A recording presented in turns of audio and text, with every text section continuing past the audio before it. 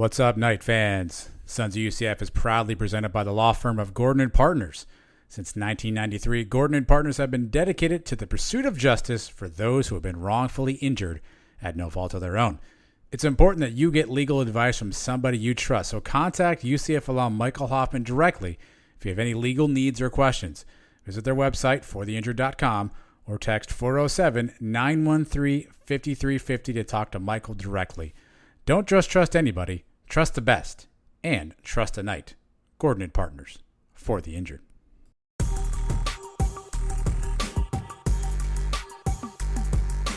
This is the Sons of UCF, the number one place for UCF sports, with your distinguished host, Adam. Let's all get together and see who can solve the Wordle the fastest. And Mike.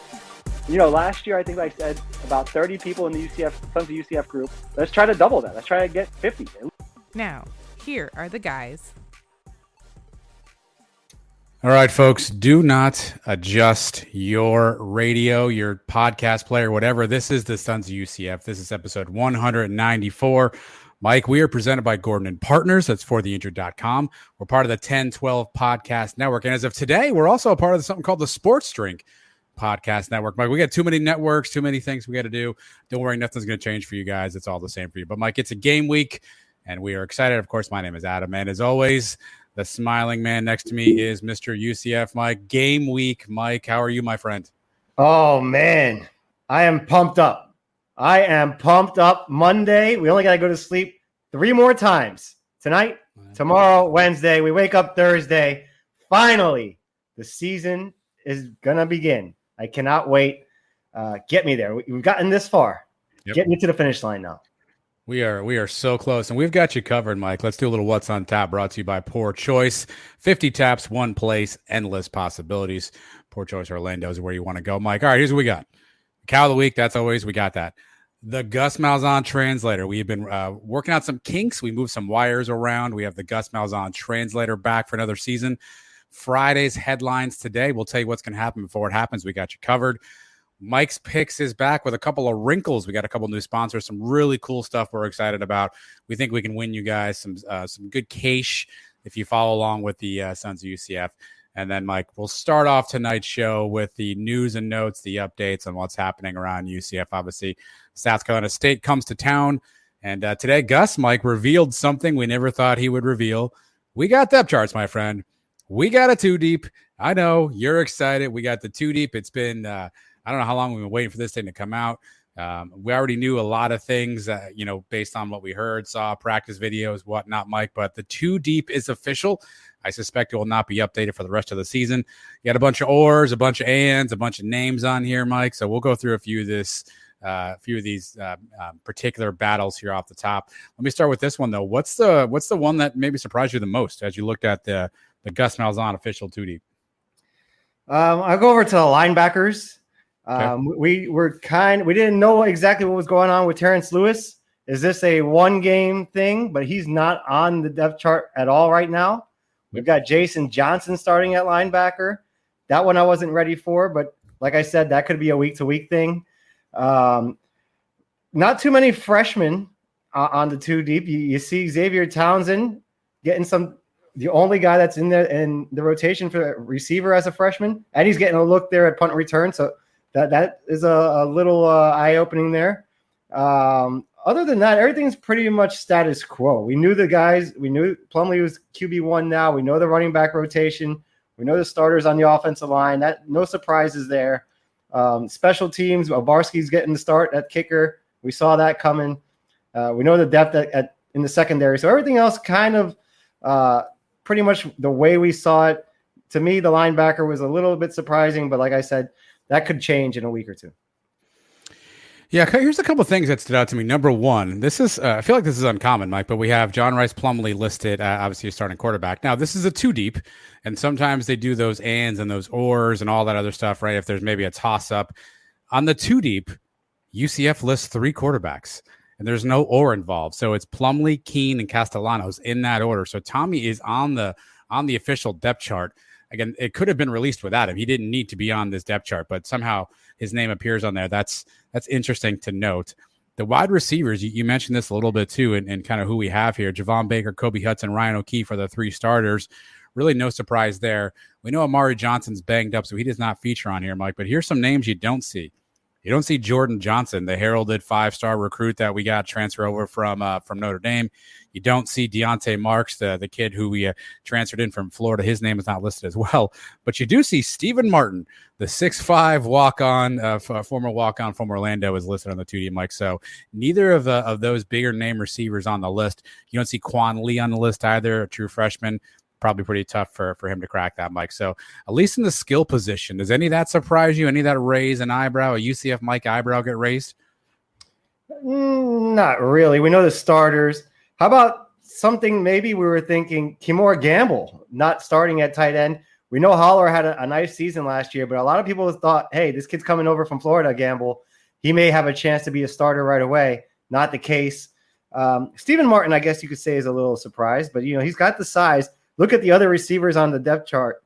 Not that many big guys. O'Keefe's 5'10", Baker 6'1", Kobe Hudson 6'1". So maybe Martin in there for maybe like a red zone package, give you a little height, give you something different from the wide receiver position. On the offensive line, 2 transfers are starting at tackle. Mike, left tackle, Tylen Grable, right tackle, Ryan Swoboda. The middle is the returning 3 guys, Sam Jackson, now a left guard, Matt Lee at center, and Lokai Palue is as the right guard. A couple of interesting things, Paul Rubelt listed as the backup left tackle. That's a bit of an interesting twist on there. And Edward Collins, who we thought may be running with the ones, he's listed as the backup right tackle, Mike. So the 2 transfers coming immediately, and they are starters on the ends of the line. Obviously, those are 2 really important positions from a quarterback protection standpoint. And don't forget, Swoboda 6'10". So transfers coming in, taking over the line. Yeah, huge guys on the ends there. And you've got Grable 6'7" at left tackle. Gus had really good things to say about Rubelt. And he mentioned him again today in the press conference. If he comes in and you got 2 guys on the end at 6'10", how tall is Plumlee? Plumlee is 6 foot. 6 foot, yeah. Mikey Keene's 5'11". Are they going to be able to see over these guys to make any throws to the outside? But the offensive line seems stable. Looking pretty solid so far. We got a lot of experience on there. You feel good with Sam Jackson. You feel good with Matt Lee. You know what you got with those guys. Palue too. The middle, that's what it's going to open up the run game. So pretty interesting stuff there. All in all, the offense looks solid. Well, I would say the second group is probably untested. So if we suffer any line injuries, I suspect you'll see some shuffling around. But we mentioned Paul Rubelt, we mentioned Edward Collins. The other 2 deep guys are Cam Kinney, he's a transfer, John Harris, and then we have Nate Brady. Those are the other 3 names on the offensive line, not names we've heard a ton of. So if there's any injury in the O-line, you suspect maybe Collins or Rubelt come in and Sam Jackson swings around to someplace else, right? Or we kind of make it work. But kind of thin on that second level on the offensive line. Hopefully we don't have any catastrophic injuries this year.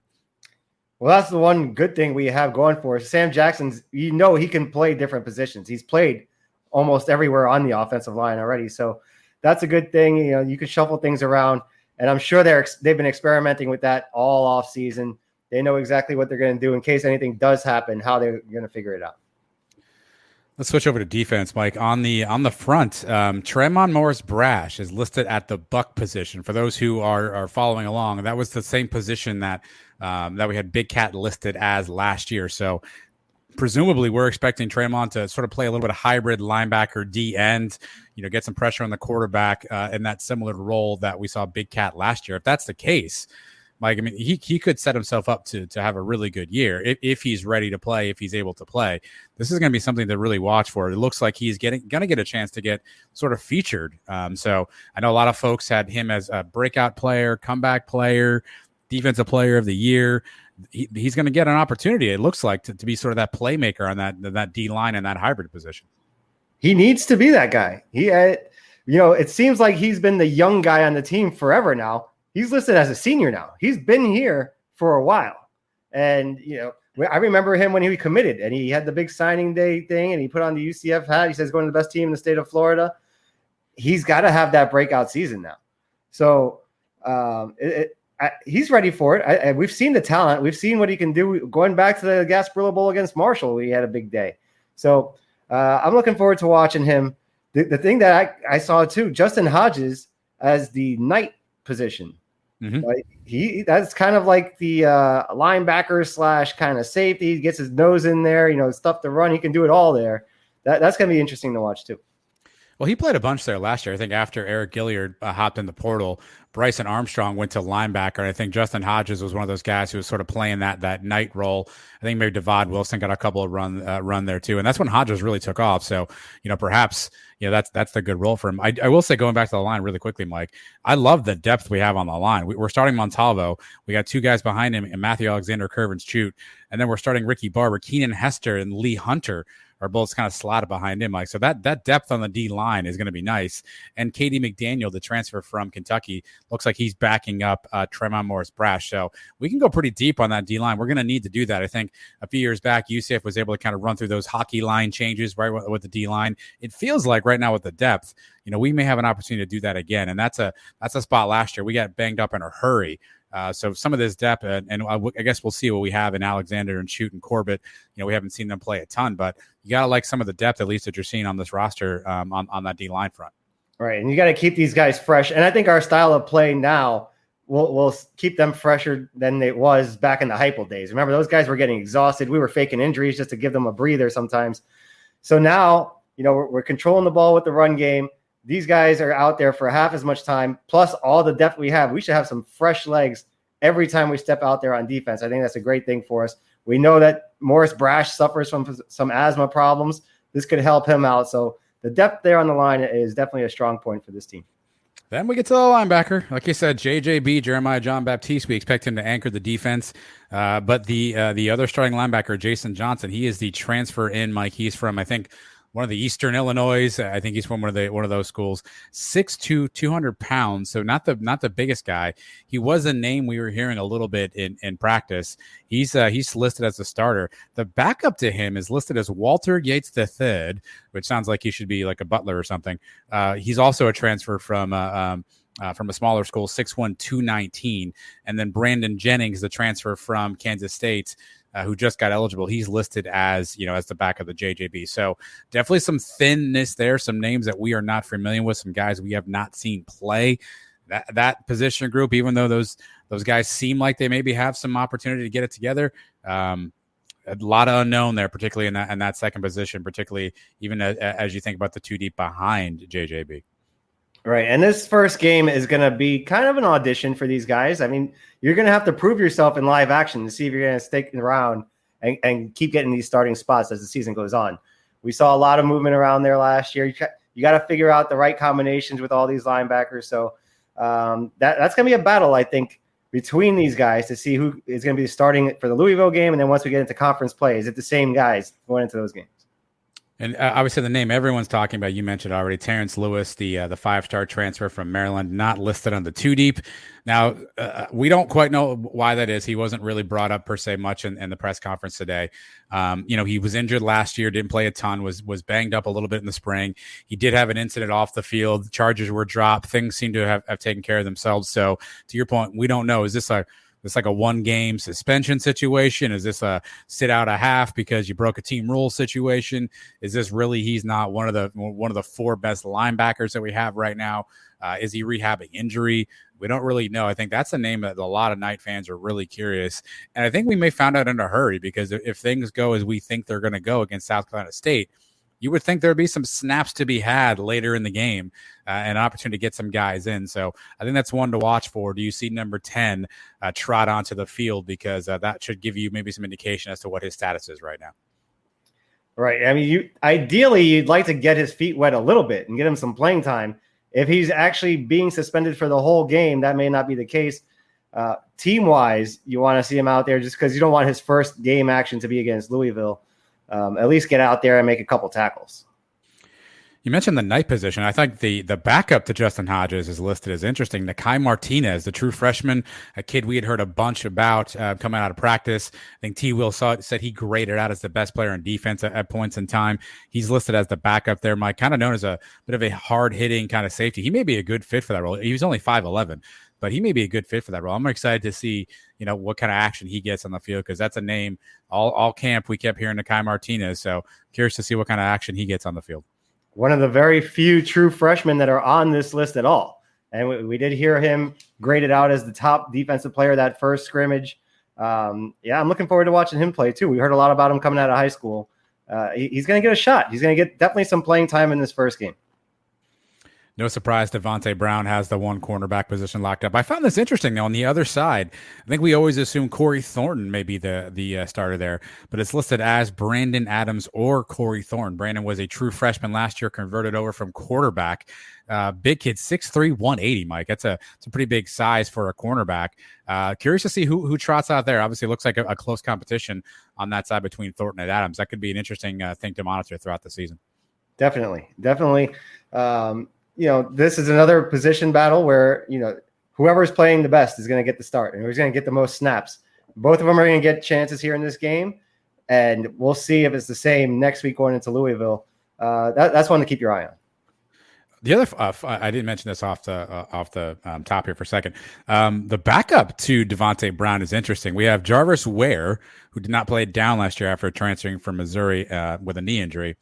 And then true freshman Jakari Henderson, one of the other true freshmen, one of the Henderson twins, listed as, the potential backup cornerback to Devontae Brown. Again, it's one of those or situations, but you mentioned true freshman, Mikey. We didn't hear a bunch about the Henderson twins during the camp season. I know they were asked a little bit at a press conference recently. I think Addison Williams was asked about it, said they were coming along fine. But Jakari Henderson, it's good to see some of this fresh young talent and some of this fresh young local talent making the two deep. That'll be a nice win for Gus and that staff if some of these recruiting battles they've won can pay off on the field.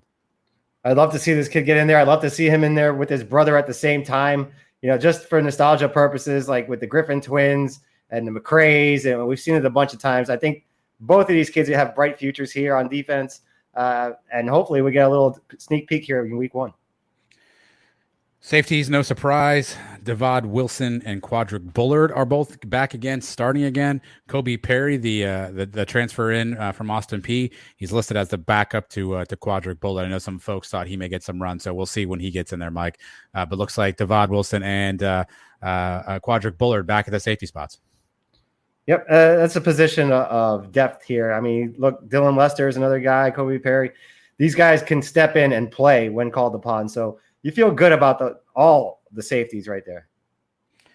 Specialists, Daniel Obarski, one more run. The senior kicker, 6'2", 200-pounder.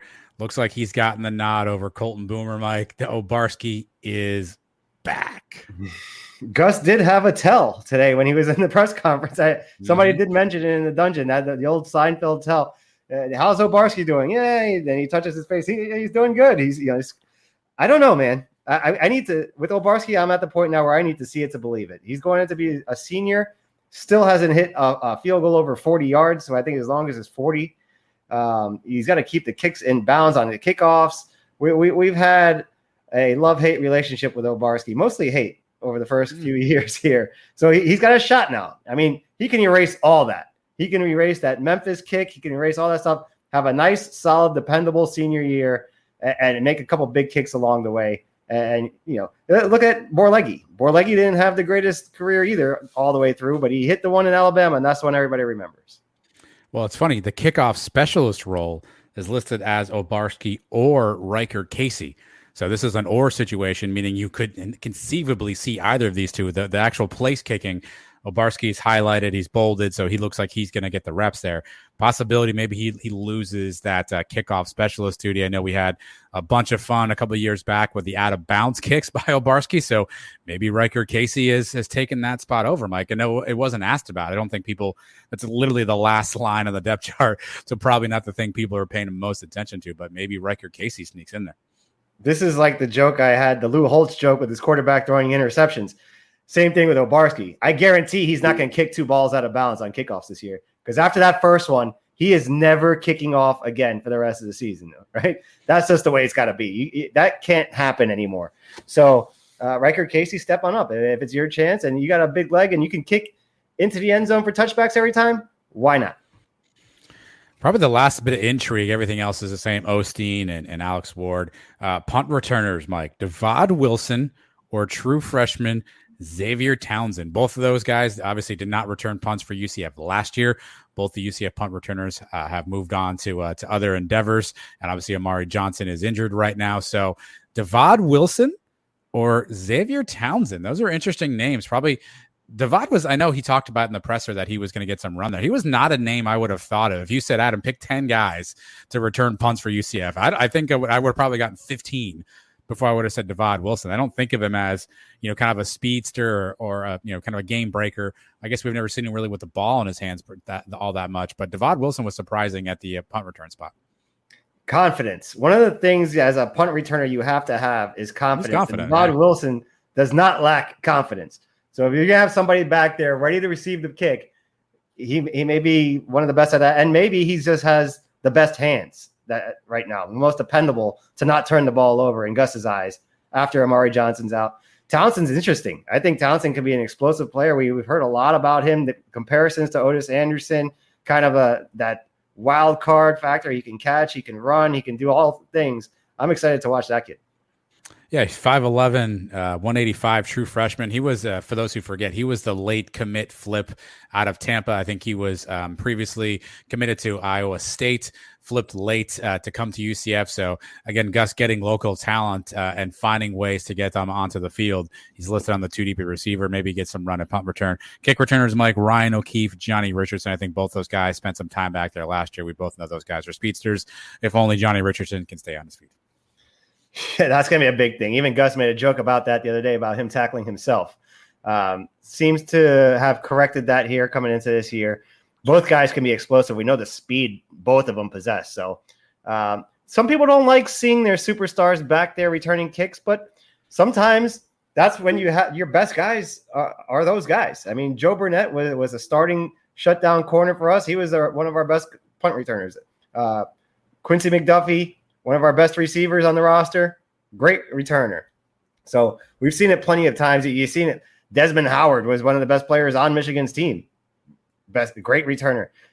Rocket Ismail. That happens all the time. So I wouldn't be too. I did not have you going 1980s kick returners on the start of the show, but I'm here for it. I think a lot of UCF fans have that Jordan Akins PTSD, though. The year he was ideally our best offensive player. O'Leary tried him out to return kicks, and he promptly blew his knee out and was done for the season. So I think there's some of that PTSD. But I think when you think about O'Keefe, specifically, you think about playmakers who know what to do with the ball in their hands, right? And that's O'Keefe. He knows what to do with the ball when the ball's in his hands. He can make plays. He can make guys miss. Obviously, he's got speed. And I think that's what you're looking for in kick returns. Johnny, again, just don't fall on yourself, and we might be okay there. But it's certainly a risk to have both those guys back there. Although I guess those are two spots we have some depth in. Not that I want to lose either of them, but if they had to miss a half because of a thumbnail or something, maybe we got some depth to cover it up. Yeah, and kick return, I think, is maybe a little less dangerous than punt return. I mean, punt return, you got guys breathing down your neck. Kick return, you usually got a couple of seconds there. You receive the ball, and you can kind of set up your blocks. And either one of those guys, they get one hole, and they're gone. You may not even lay a finger on one of them until they get to the end zone. What's obviously we know linebacker is one, right? We know I just said offensive line is another. Is there another position group that you're concerned about from just a depth standpoint when you now see this 2 deep on paper and the names that are listed? Again, I think we all get linebacker. Again, I think O-line's another concern. Any other position groups that you're concerned about? What's number 3 on that list for you? Kicking. Okay, yeah. That's a position that could win or lose you games, and it affects you directly on the scoreboard. We're going to see how this quarterback thing plays out. He is quarterback 1 for now, JRP. Can he handle it? I want to see him throw the ball. And this first game, I expect him to break some big runs and probably, get loose and maybe break a long touchdown here and there. And that'll be great. And I'm sure he could do that a bunch of times this year, but I want to see him sling it around a little bit too. I want to see him hit guys, over the middle, the wide open guys. And can he hit a ball? Can he hit a pass in tight coverage? I'm going to look forward to seeing that too. Well, that's the 2 deep, Mike. We finally have it released. I don't know how much UCF will update this week to week. I don't think they did it a bunch last year until there was like a major injury or two. So this may be the 2 deep for right now, but we'll see if Gus wants to consider updating this thing, Mike. But we know who our guys are now, who's going to be trotting on the field against South Carolina State. Again, all this could be subterfuge, and there could be another guy that trots out that we're not even aware of. So I guess just tune in and see if you can figure out what jersey number people are wearing, and maybe that'll give you some insight, Mike. But it's back. You know what's back? Football It's back. season. Well, that's back too. But the Gus Malzahn translator is back. Gus met the media today, Mike, and he had some really interesting quotes. So if you're watching on live, we have some live videos that we can that you'll see from us that we'll be able to show you, and we'll give you the best Gus sounders. And here's how this works, Mike. We are going to play what Gus said, and then both of us will say what he really meant to say, right? So obviously, coaches, they give you a lot of coach speak. You don't get a lot of insight sometimes. Sometimes they don't really tell you much. Sometimes you don't really get a lot of anything. So we are going to we're going to play the clip, and then you and I will give some insight as to what we think. Those are the rules for the translator. You have not seen these clips, though. I mean, you watched the press conference, I assume. Yes, I did watch the press conference just now as you were talking. I pulled up the transcript here of what he said. So maybe I'll follow along here with you.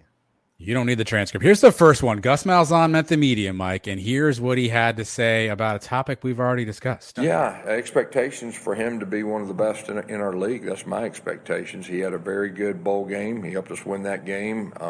He's had a good fall camp. He's completely different than he was this time last year, just everything that goes with it. We got a lot of confidence in him, and we expect him to play well. He's talking about Daniel Obarski, Mike. That was the Obarski comment. Let's put this through the translator here. What did Gus really mean to say there? That bowl game that's the one game I remember where he didn't screw something up, and he got us through. So I'm going to keep bringing that up. That's the last game we saw out of him. But so far in practice, he hasn't really wowed me. I expect them to get the kicks in and put some points on the board. But if I'm really being honest, I'm not so sure what we got with this guy. Yeah, I think that answer is basically Gus saying, listen, he's the kicker for right now. We have confidence in him until we don't have confidence in him. And I don't know how long I'll have confidence in him, but I'm going to give him a chance to show me what he can do. And if he can, make some kicks and be consistent, then great. We expect him to be the best kicker we have. We expect him to be a best kicker in the conference and the nation, for crying out loud. So I think Gus is basically setting this up. Hey, we expect him to be the best until he proves that he's not, in which case then it sounds like Gus is going to have the hook. You saw the mannerisms. If you're watching on video, you saw, Gus touching his face and looking away a little bit. So we also know this. Colton Boomer was dinged up a little bit during camp. He's also a freshman. Freshman kickers are always a little bit of a fun adventure at times. So maybe he just didn't get a chance to see enough reps out of him. Obarski's kind of proven a little bit that he can do some stuff. But I got a feeling, God love you, Obarski. You've done a lot of nice stuff for UCF, but I got a feeling he's on a short hook this year. He has to be, right? If he goes out there, South Carolina State, and goes 1 for 3 on field goals, are we trying him out there against Louisville? If Boomer's healthy, the guy's kicking bombs and kissing moms. He seems to have confidence. Let's give him a shot. All right, let's next clip, Mike. This is Gus. He was asked a little bit about his strategy for playing time in South Carolina State. I'm gonna be honest with you. I mean, we're thinking about winning the game. I don't go there in my mind. I don't care who we're playing. We've got to play good football, and we've got to play good, clean, hard-nosed football. Our first offense, second.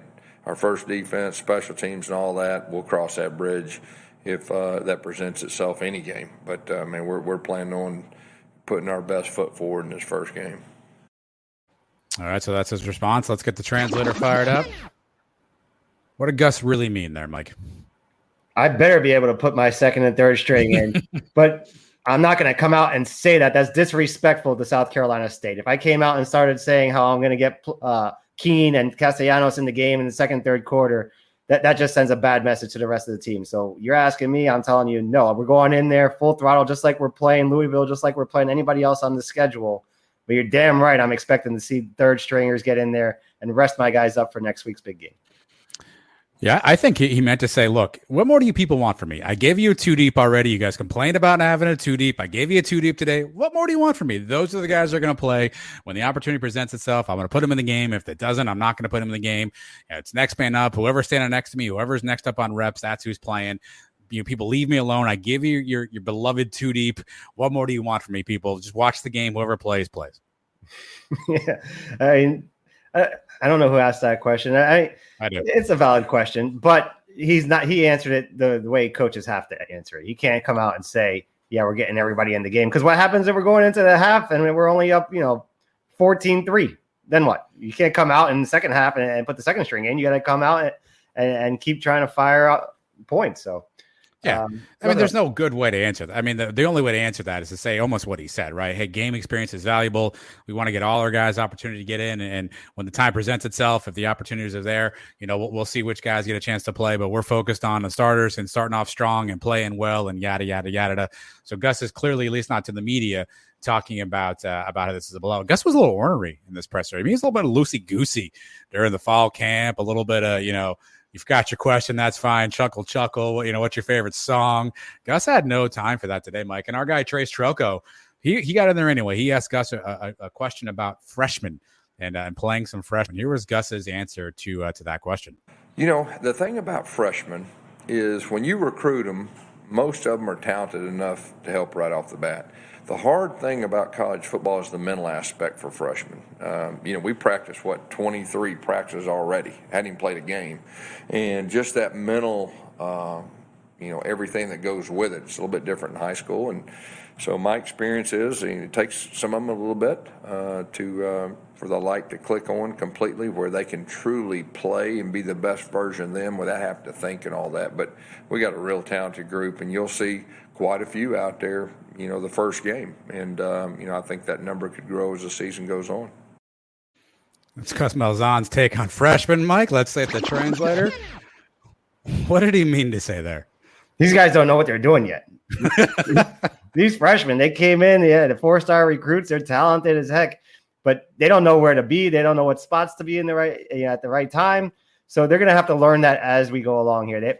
They've practiced. They haven't played in a college football game yet. They'll get some experience, but it's going to take time. Yeah, here's what he meant to say. I got a bunch of knuckleheads in there. I got one guy with a moving company. I got guys signing NIL deals. Like, what do you want out of me? I'm trying to get these guys in the game. They barely know what building to go to for class. I mean, let's all calm down a little bit. We got some real knuckleheads. They don't know what they're doing out there. We'll bring them along slowly. Some of the talented ones will get some run there. But I got guys with moving companies. I got bigger hands. I got bigger things in my hands right now. Yeah, I mean, it's a different day and age now in college football. These kids come in. They want to get paid right away. They want to get on the field right away. It's just not going to happen. And with the team that we have, we have an experienced team, an older team. You can't expect to see freshmen all over the field. I mean, it's just not going to happen. And the important positions are upperclassmen already got the job, so they'll get in there when they get a shot. Yeah, I think that's the other thing is this is a pretty deep team, but it's also a pretty veteran team. Gus went in the portal, and a lot of those guys in the portal are on this 2 deep, either at the starting position or the backup role. So it is tough for freshmen to crack the lineup, and maybe that's not a bad thing, Mike. I mean, these guys get a chance to sit and learn and watch for a little bit of time, and I suspect there'll be hopefully a game or two this year where there's opportunity to get those kids on the field, get their nose bloodied a little bit. But here's the thing: we get that 4-game rule for redshirt, so we can redshirt a lot of this talent. So we'll see how Gus plays all that stuff. Again, I think he likes the talent he brought in, but I think if I can read between the lines there, his preference is not to play these guys, more so for the mental mistakes, right? I think that's probably where an old school coach like Gus draws the line. Make a physical mistake, you run too fast, you run out of bounds when you shouldn't, things like that, whatever. But the mental errors, not knowing your assignment, not being lined up correctly, not blocking somebody, I think those are the things that drive a coach like Gus crazy. And I suspect that's where his stance on freshmen probably comes into play, is he has to build some trust that they're going to be able to follow exactly what it is they're asked to do. Right. The 11 guys on the field at once, it takes one guy to screw something up and the whole play is messed up, offensively or defensively. So he just doesn't have the trust in these guys yet. It'll come, and a couple of them are going to get rewarded. We see a couple on the depth chart, but most of them are not going to see the field.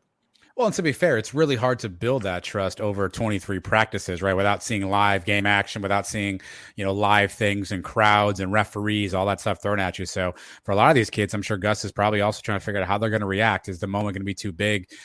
Just because you see Nikai Martinez and Xavier Townsend on there today doesn't mean they're on there tomorrow, right? Perhaps, they don't have an opportunity to play well, or they have some opportunity to get better. So we'll see how freshmen play out. But Gus Malzahn, no fan of the freshman. I think that's fair.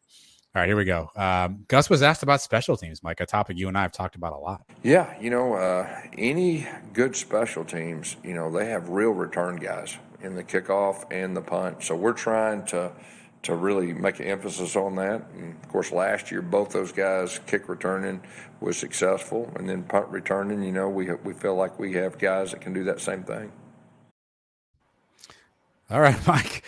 What real guys back there returning kicks now? Real guys. What does Gus mean to say there? I'm putting my best players back there. This is a part of the team that we've kind of struggled in. I know I've only been here a year, but even going back before that, it's been a tough go return game off, for us. So I'm putting my best playmakers back there and see if they can do it. Give us a spark. Set us up with short fields. That's going to be a big key to this offense all year. I mean, you give us the ball at the 50-yard line, it's going to be a lot easier to move the ball a little bit. So I'm looking forward to Ryan O'Keefe and Richardson setting us up and maybe even getting into the end zone themselves. Yeah, I think to me, this is Gus saying, look, I'm going to put some of these guys back here for playmakers, but I swear to God, if there's any one mistake, we're going back to fair catching and we're going back to just taking that thing at the 25 and moving on. I think Gus is the kind of coach that is okay with his guys making plays, wants guys to make plays, but again, has no tolerance for mistakes, no tolerance for fumbles and things like that.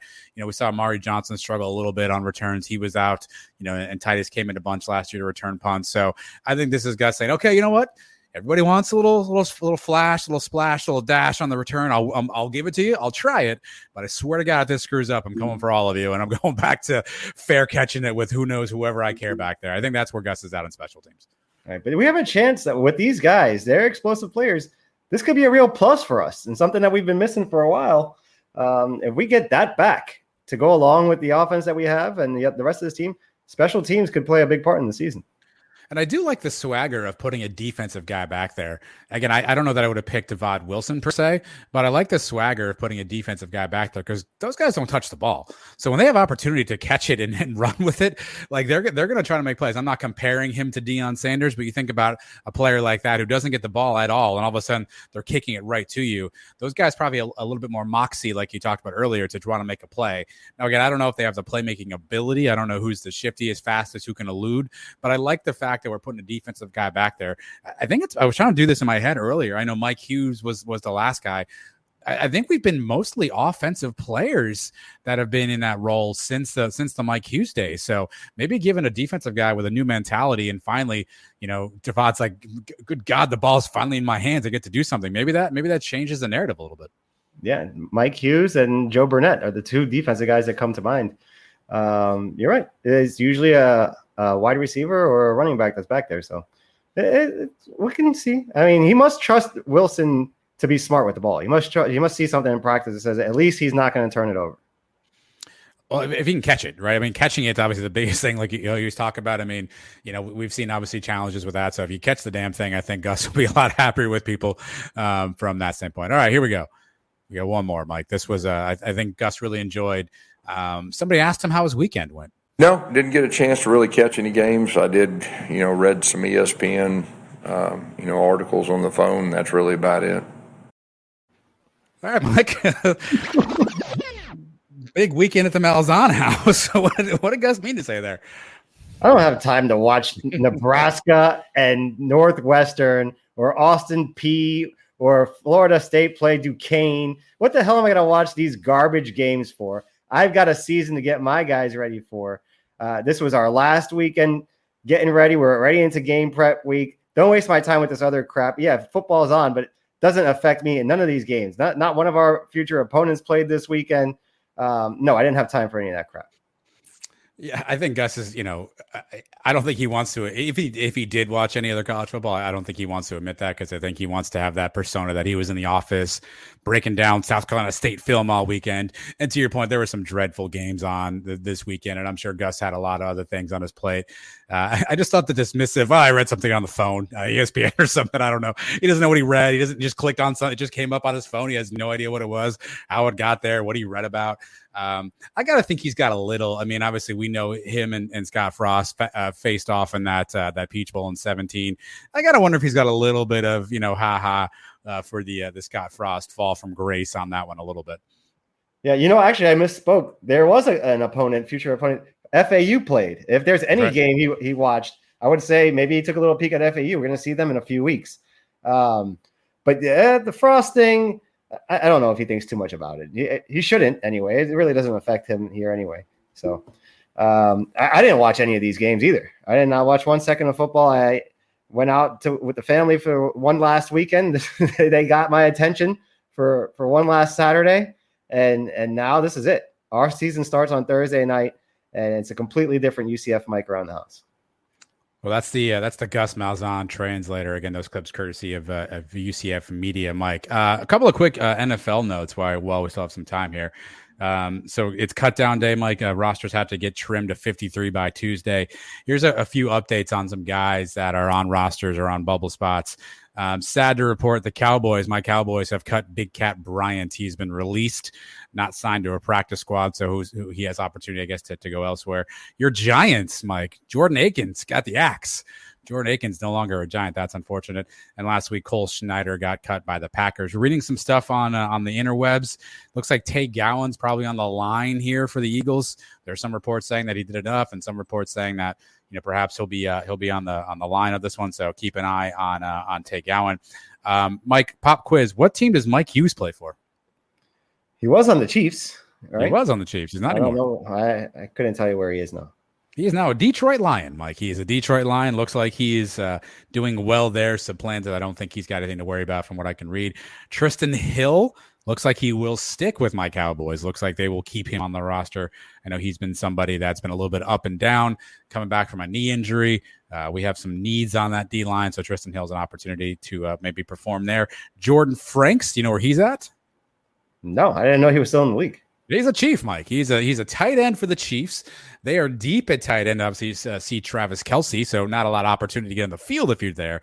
But apparently he did enough to impress, and there's some thought that he just might crack the practice squad. So keep an eye on Jordan Franks, Mike. And Brandon Johnson, receiver from last season, was having a really good camp with the Broncos, getting some rave reviews. Fortunately, had a high ankle sprain in the last game. There's some thought now that he may either end up getting cut, put on injured reserve, or maybe stashed on the practice squad. So those are some guys kind of on the cut line, on the bubble nights in the league. Obviously, you don't need to worry about Gabe Davis or Traquan Smith. I mean, those guys are pretty well set. But and Latavius Murray also still a free agent out there as well, too. So quick little nights in the NFL update, Mike.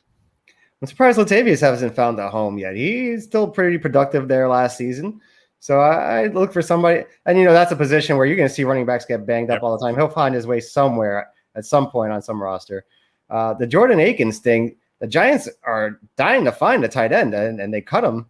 That's a little eye-opening there, too. He must not be maybe he's not fully healthy. I don't know. Yeah, I mean, again, obviously once these guys get cut, they have opportunities to go to practice squad. So, some of these guys may sign and catch on. I saw Wyatt Miller also was let go by Carolina. He's been around the league a bunch, so he may be a practice squad guy at some point. So that's your latest nights in the league update, Mike. Let's do this. Let's take a quick break. Again, reminder to everybody, we're brought to you by our good friends at Gordon and Partners for theinjured.com. We're going to take a quick break here. When we come back, we are going to talk about what's going to happen on Friday. Mike and I are going to tell you now. We'll save you some time. Still watch the game, by the way. But we'll give you some insight, headlines on Friday for today. And we'll also talk a little bit about what we want to see happen against South Carolina State. So don't go anywhere. Sons of UCF, brought to you by Gordon and Partners.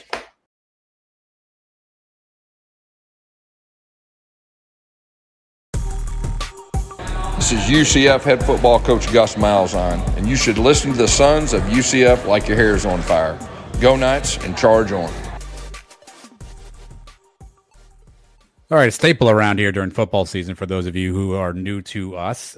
We do the headlines before they happen. So Mike and I, we dig into our crystal ball. We tell you what's going to happen. Usually we do these Sunday's headlines today, but obviously the game is on Thursday. So this is Friday's headlines today. Mike, obviously centered around the game against South Carolina State and sort of the things that we think are going to happen. So I'll let you kick us off first. We'll go in alternating order here. Your first headline for the game on Friday. What do we need to know, Mike? Johnny be good. Richardson buries Bulldogs with 250 all-purpose yards. This is going to be a Johnny-heavy game, I believe. And Bowser's going to get in there early first quarter. I suspect they limit his touches, keep him fresh for the big games coming up. Johnny's going to be getting it, from running the ball. They're going to throw the ball to him. We see that he's going to be returning kicks. I think he's going to get his hands on the ball a lot. 250 yards all purpose. I think it's a good possibility for Johnny. Wow, 250 all purpose. Yeah, I mean, he's obviously, I wonder how much Bowser's going to get in this game, right? He may get a couple series if things are getting out of hand. I suspect Gus will get Bowser out of there. And we'll probably see a heavy dose of Johnny, a heavy dose of Mark Anthony Richards, a heavy dose of RJ Harvey. I wouldn't even wonder how much Johnny might play at that point if things are really out of hand, knowing that he's got a lot of responsibilities. So 250 may be a bit of aggressiveness, but to your point, he's going to have opportunity. We've seen him catch the ball in the backfield before. Obviously, we know what he can do as a running back, and he's going to get a chance to return kicks this year. So that could be an interesting stat to watch this year. I wonder what his all-purpose yards will end up looking like when it's all said and done. So Mike's first headline, predicting a big game out of Johnny Richardson. I'm figuring he gets at least one kick return, and maybe he gets 40 yards right there on that. And then, I think he's good for 120 on the ground, maybe another 50, 60, 80. Heisman campaign for Johnny Richardson starting soon. Good Lord. Okay. I mean, he's going to break a couple long runs and, maybe two touchdowns for him. So I'm expecting a big one for Johnny. Yeah, Gus has raved about him. So, I mean, we know he's an explosive player. So certainly options for that as well. All right, here's my first headline. Ready? Yep. John Rice Cooks, senior QB, impressive in Knight's debut. Look, I don't think he's going to set the world on fire. I'm not expecting a 300-yard passing game and a 150-yard rushing game. I suspect Gus will keep the playbook a little bit pared down, not show everything on tape because we have Louisville coming to town. But I think he'll be solid. He'll make some good throws when he has to, make some reads. We'll probably see him get out of the pocket, make a couple of scrambles. We'll see some of that explosiveness Gus has talked about. So I don't think he's going to set the world on fire here. I don't think you're going to get one of those epic games, but I think he'll do just enough. He'll be impressive, protect the football, get us in the right plays. I think we'll have a pretty good lead at some point in time. And then he'll get out to the sideline and get some rest, and Gus will keep him fresh, Mike. But I think he has an impressive debut. John Rice Cooks is my headline. He needs a couple big plays, a couple of wow plays that kind of settle down this fan base a little bit, maybe even us included. They're kind of just a little nervous to see what we're going to get out of him. But a couple of those plays have to be passing. We got to get one or two big plays in the air. And then I'd love to, I want to see him do something on the ground. I want to see him make a couple guys miss, maybe run somebody over and break a 60-yard touchdown or something like the LSU highlights. A couple of long touchdown runs. I think we'll all be jacked up if we see that one. Yeah, again, I don't expect him to, set any records on Thursday night, but I think he'll do just enough to show why he was named QB1, show the explosiveness. I think we'll be talking on the show next week about seeing some flashes of what he can do and how excited we are with the offense. So that is my first headline. What is the all-time rushing record for a quarterback? Like 109 yards? Is it Vic Penn? Vic Penn, I think it's 116. I mean, he's got a shot. He breaks two long ones. Yeah, It's Vic. another thing to monitor this year. Does he break that record? Yeah. When Vic did it, I think he only had like 4 rushes. Maybe he had like a 80-yard run in there or something. He had one really long one that really set him up for that. So I think it's possible Plumlee gets one. He breaks one from the 20 and he goes 60 yards. You never know. All right. What's your second headline? The defense rests. Freshman Knights get plenty of time in the second half of blowout victory. Just like we're going to give Bowser some time off. Yeah, I want to see the first string in there, take care of business, pitch a shutout in the first half. If we're up, 28-0, 35-0 early in the third quarter, get those guys out of there, get the second guys in there. A lot of freshmen. We talked about Nikai Martinez. We talked about the Henderson Twins. get those guys in there, get them a little experience, get them their first college game. And I think that's what we are going to see Thursday night. Yeah, I mean that's the whole reason you schedule a South Carolina State on your first game, right? Is because you want to have an opportunity to play an opponent and work out some of the kinks in your system. So you hope to see some of those younger guys. Even I know you said freshmen, but I think some of those inexperienced guys, the guys who haven't had a ton of run. You look at that two deep. You got a guy like Matthew Alexander. We haven't seen a bunch of him on the field, right? He's not a freshman, but just doesn't have a lot of experience. So I think it sets up to have the opportunity to play those guys when the opportunity presents itself. Obviously the starters have to take care of business. They have to be kind of laser focused and make sure they do their part. But I think this sets up to have the opportunity for guys to get some run. And again, maybe not just the freshmen, but some of the younger guys who haven't got a lot of playing time. Yeah, maybe the defense creates a couple turnovers early in this game. We should, pour it on these guys early. And if that's the case, I expect them to get some rest. We saw and we talked about what happened in 2019. Bam Moore getting hurt, in the first game of the year against FAMU. We can't have anything like that. So we got to get these guys out of there as early as possible. We got a big one the next Friday. So I expect to get some rest for these guys. All right, here's my next headline. That's going to leave a Celis scar. Knights DE makes big play in win, Mike. I saw Josh Celiscar at the podium today. Guy looks huge. Looks jacked. Looks like he spent all summer in the weight room. He's been talking about how, he wants to make some improvements. I did this I was on Jeff Allen's show with BD and Brandon and Elo. I don't know if you listened to it or not, so you may know the answer, but pop quiz. How many career sacks does Josh Celiscar have? I did hear it. 3, yeah, right? 3 is the answer. I would not have expected that number. For some reason, I thought it was going to be higher than that. 2 as a freshman in 2020, 1 last year in 2021. If this defense is going to go, we talked about Tremont Morris-Brash in that buck position, but we still need opportunity to get to the quarterback. And Celiscar on that other end, he's a captain now, Mike. Again, he's looking bigger. He's in front of the podium. He's one of the faces of the defense. If we're going to be good, Celiscar is going to have to be a guy that steps up and make plays. So I don't know what play he'll make. Maybe a tackle for loss. Maybe we'll get a good sack here, but that's going to leave a Celiscar. I think hopefully he has at least 1 or 2 big plays this game. Those 2 his freshman year, was that both in the first game against Georgia Tech? Yeah, it was. he had a fumble recovery. He must actually score if I remember correctly in that game. He got tackled by his own player. Yeah, I think he maybe it wasn't an interception. I think he tipped the balls. He had a huge game that first game. I said, who is this guy? He's been a solid player, but he said it himself. He was going after double-digit sacks this year. Nice to get him on the board early. Remember last year where all the talks about Big Cat, the first couple games, we didn't see any sacks.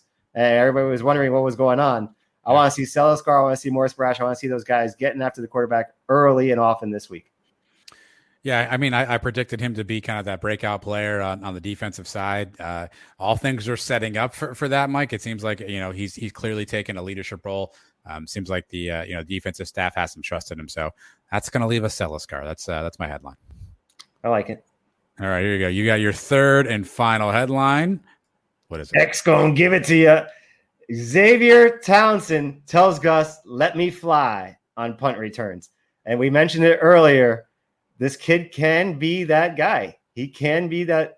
You hate to say Otis, but Otis wasn't the best really returner. He had his moments, but he had his muffs there too. But this guy, he's got the same build as Otis. He's got the speed. I'd like to see what he can do, man. I heard a lot about him. I was very excited when he signed with us. I think he can maybe light a spark on the special teams. I hope he gets his fair share. And, he should be able to return a few punts. You would think that we make these guys punt a bunch of times. Maybe we don't see too many kickoff returns. Hopefully not too many kickoff returns. Maybe only just one to start either the game or the half. But I think punt return could be a factor, and I like to see Townsend do what he can do. Yeah, again, he's interesting. We haven't seen him play, right? So we have no idea what this kid's about. He could be a game-changing kind of a player, a human video game joystick kind of a guy that can make plays on the field. The fact that he's featured on the 2D, both at receiver and in a punt return position, clearly tells you the staff likes what they see in him, right? They clearly like what he does. So there's got to be something about the kid. But true freshman, we'll see what he has. But this is one of those, I know you use X, going to give it to you, but I'll use X factor. This could be one of those things, as we didn't think about coming into the season because we don't know him. But when this thing is all said and done, this could be a kid we're talking about. I don't think he was even an option. I don't think people even voted for him as freshman of the year or a freshman player. So this could be one of those out of nowhere kind of kids, that makes a big play. And we've talked about it, time and time again. We need somebody to make plays on the special teams. Maybe this is that kid. That'd be fantastic. I'm here for that. Definitely. I would love to see it. And there is going to be somebody that we didn't expect, like we see every year from the Sunnies, how wrong we are when we do those votes. Somebody that comes out of nowhere, this could be the guy. We're wrong in the Sunnies? I don't know about that. All right, here we go. My final headline. It's too deep. Knight's depth overwhelms South Carolina State. Obviously, we've talked about the too deep, the depth chart. South Carolina State, they're not a terrible team, Mike. I mean, they had a decent record last year. They won a bunch of games. So, I mean, they have talent on that side of the ball as well. But this is where, the roster Gus is building, the Big 12 style roster where we can go deep on the defensive line. We have a bunch of guys in the secondary, running backs, receivers, tight ends. We have a lot of depth everywhere. Guys that, we had a lot of oars in our depth chart, right? Guys that we didn't even mention, a 5-star in a Jordan Johnson who's probably getting, good playing time at other schools, isn't even cracking the too deep here. So this is an opportunity, I think, for a lot of those kids to get on the field, get some reps, show some live game action. And this is hopefully how we're going to beat some of these teams this year, is with our depth. When they're tired, we're rolling in fresh receivers. We're rolling in, Kamori Gamble and Alec Holler's rolling in after him. And then we're bringing in Johnny, and then we're bringing in RJ. And we're just coming at you with all different kinds of weapons on the offensive side and defensively. Hodges comes out, Martinez steps in, makes big plays. This is where hopefully a game where our depth shines through. And however close it may be early on, we shut it down pretty quickly. And, we roll a bunch of guys in there and come out with a nice W. So it's too deep is my headline. I'm not taking any double entendres here with this one. What score would make you happy in this game? What is the minimum? There is no line on this game. Yeah. What do we have to win by for you to say this is a nice, clean performance? See, I don't care about give me 38-0. Like, I don't care about the number. Like, I think it's about, do we make mistakes? Are we crisp on offense? Because I suspect at some point Gus is going to let the gas off a little bit, right? We'll probably run it every down at this point and punting away. So I don't think the score will be indicative. I think it's going to be, how crisp are we in offense? How many turnovers do we have? So I'll give me 38-0. But I also just think that's because maybe we're up, 31-0 at the end of the third quarter, and Gus is just like, hey, you know what, just let the air out of the ball here. Let's just keep running it and punt it and see what happens. So give me 38 zip, I guess, and I'm fine. Yeah, I was going to say the same. I think we got to win by at least 5 touchdowns, 35-0, 38-3, something like that. If we go 45-10, whatever, I think we got to win by at least 5 scores to keep people calm. If we win this game, I think it was like 2006, the Villanova opener or something, where it was like 14-10 going into the fourth quarter or whatever it was. People are going to be nervous. So we just can't have that. And like you said, no turnovers on offense, no injuries, obviously, the 2 most important things.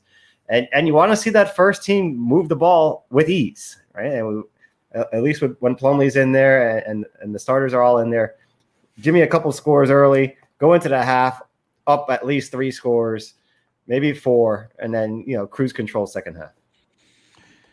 Yeah. Here's what I wrote earlier. I wrote down like 5 things. Like, if you think about what do you want out of this game, right? We obviously want a victory. I think we all assume that we're heading in that direction, right? So what are the things that you want out of this game? You just actually mentioned a bunch of them, so thanks for stealing them from me. Here are the 5 things I wrote down that I want from this game. Number 1, I want no turnovers. I want crisp execution, even from the second and third teams. Even if it's Mikey Keene or Thomas Castellanos that are in there, they're a snap away from getting in the game at one point in time, right? So I don't want those guys being loose with the ball and bobbling handoffs and throwing crazy interceptions, because we actually may need them at some point. So I want 0 turnovers for the entire game. You mentioned it earlier, no injuries.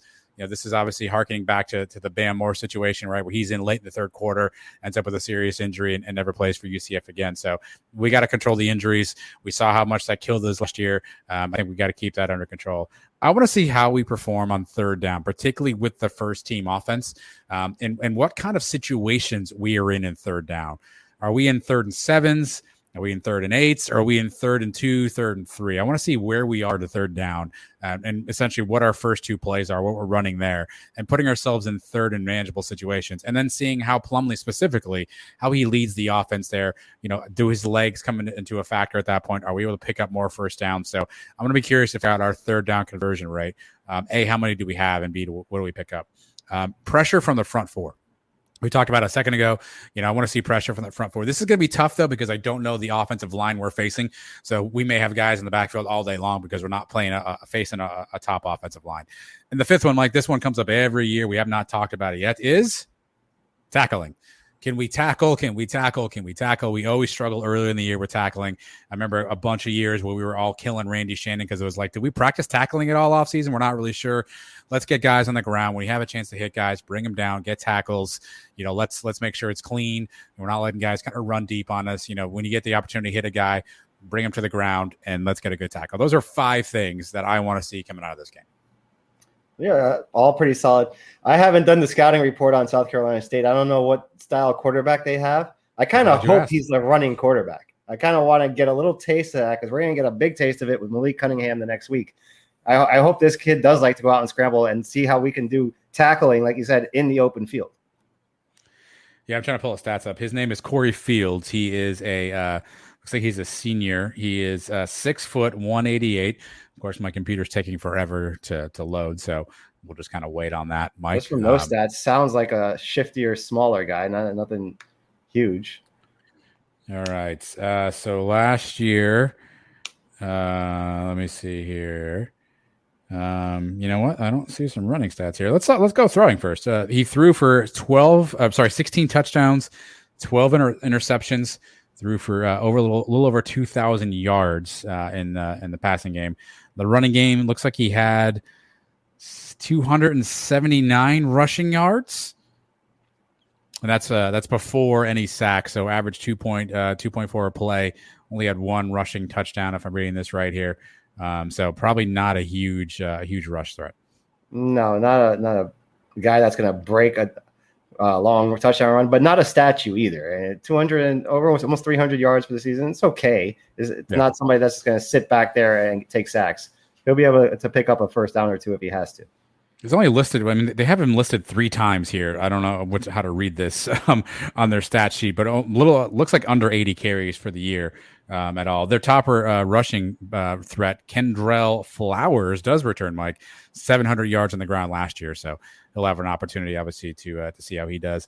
And then their top receiver, Shaquan Davis, Mike, I think Gus mentioned him, 8 touchdown receptions last year, averaged 20 yards a catch. So maybe some over-the-top threat. We'll see how the defense holds up. But I don't think, if I'm reading this all correctly, I don't think we can expect a ton of running out of one Corey Fields Jr. All right. And, a good test for the secondary early on. This kid, the receiver, is a big kid that makes plays, and I'd like to see how Brown and company shut him down. Again, they were 7-5 last year. They ended up winning the Celebration Bowl, which is the HBCU national championship, when they beat Jackson State pretty handily. Gus said all the right things at the press conference. Explosive plays that they have, and keeping the film on, recognizing these guys have some talent. So, but we are expecting your official prediction then as well. I know this is not a game that we're going to be picking as part of Mike's picks this week. So your official prediction is what? Give me 41-0. Wow. Give me 38-3. 38-3. I think we get a field goal in there at some point in time, some field position, who knows what happens. But hopefully we cruise to an easy victory, keep everybody healthy, and we'll figure out how things work out. Again, we are brought to you by Gordon Inn Partners, Mike. We have a lot of new sponsors laying around the show nowadays, thanks to our contributions to the 1012 Network and now to Sports Drink as well, Mike. And one I want to share with everybody is Home Field Apparel. We've been talking about them for a couple of weeks now, Mike. They are incredible, comfortable T-shirts, sweaters, and hoodies, vintage logos, designs. They're made by fans, for fans. If you go to homefieldapparel.com, you can put Suns12, that's Suns12, into the promo code box, 15% off. You got to get your game day shirts ready already. I know a lot of options for game day, a lot of shirts out there. These are kind of vintage, throwback style shirts, really super comfortable.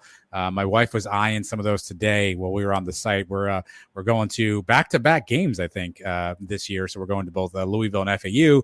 She was like, what am I going to wear? It's going to be hot. I don't really know. I'm like, hey, hit homefieldapparel.com. See what you like on here. We get 15% off if we type this promo code in. So that's where you want to go to, Mike. If I don't know if you need any clothing, not sure how your family's doing, but some nice comfy shirts. My daughter loves a good hoodie. We live in Florida. It's 90 degrees outside, but she's always wearing a hoodie. So she was like, they have hoodies. So I have a feeling I'm going to be spending a good chunk of change at Home Field Apparel. Luckily, though, I get 50% off. So I'm really happy about that. 50% off is a tremendous discount. 15. Sorry. 15. Okay. 15 is still pretty good. 15 is still pretty good. So yeah, definitely go check them out. You need to refresh the wardrobe. I know we're going to be giving out, some Sons of UCF t-shirts here and there, but you still got to get some just standard UCF shirts, and these guys will provide that for you. Again, homefieldapparel.com, Suns 12, get you 15% off. We're going to take a quick break. We'll come back. Mike's Picks, some exciting announcements with Mike's Picks this year. Don't go anywhere. Suns UCF are brought to you by Gordon and Partners.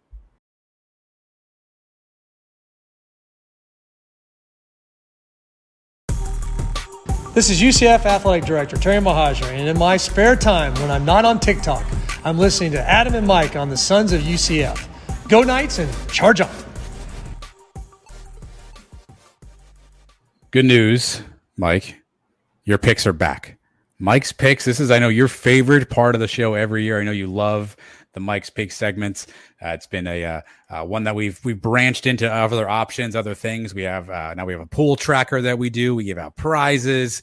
People try to see how they can do against you. You get some competition from some other shows, Mike.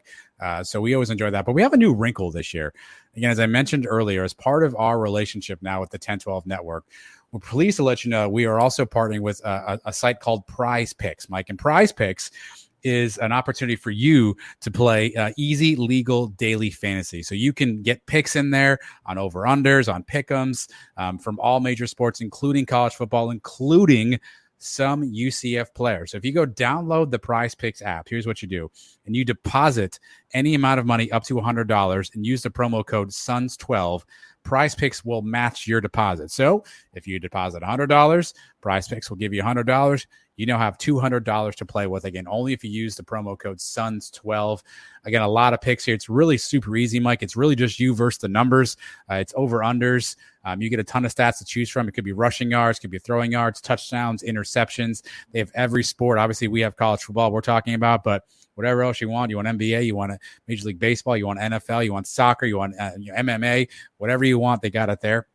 The app is super easy to use. It's actually 4.8 star rated, Mike. It's not quite as high as the Sons of UCF on podcast players, but it's rated pretty well. And there are some over-unders, there's some good numbers out there you can get now. So up to $100, you will get 100% deposit match. Again, Suns 12.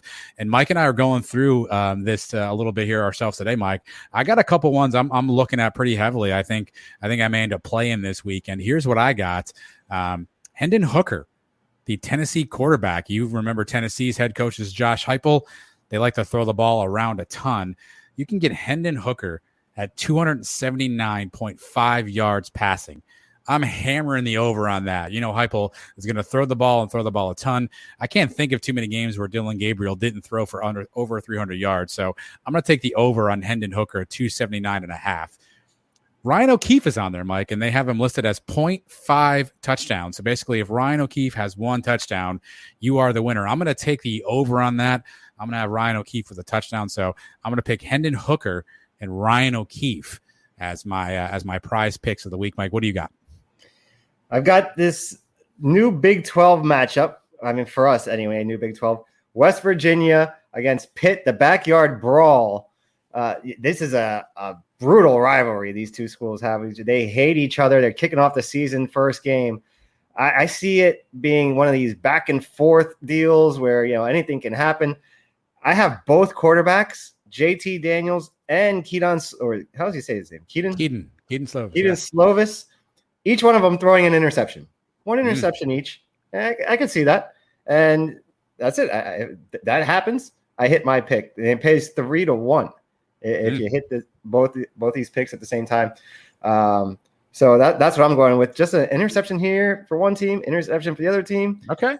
And you're done. And a pick like that, I like because it could happen at any point in the game. The game could be a blowout, and you can still get a pick late in the game, and you still have a reason to watch. It keeps you invested in the game. I like it. And again, there are some UCF action. So these are ones Mike and I aren't necessarily playing this week, but here's some action you can get.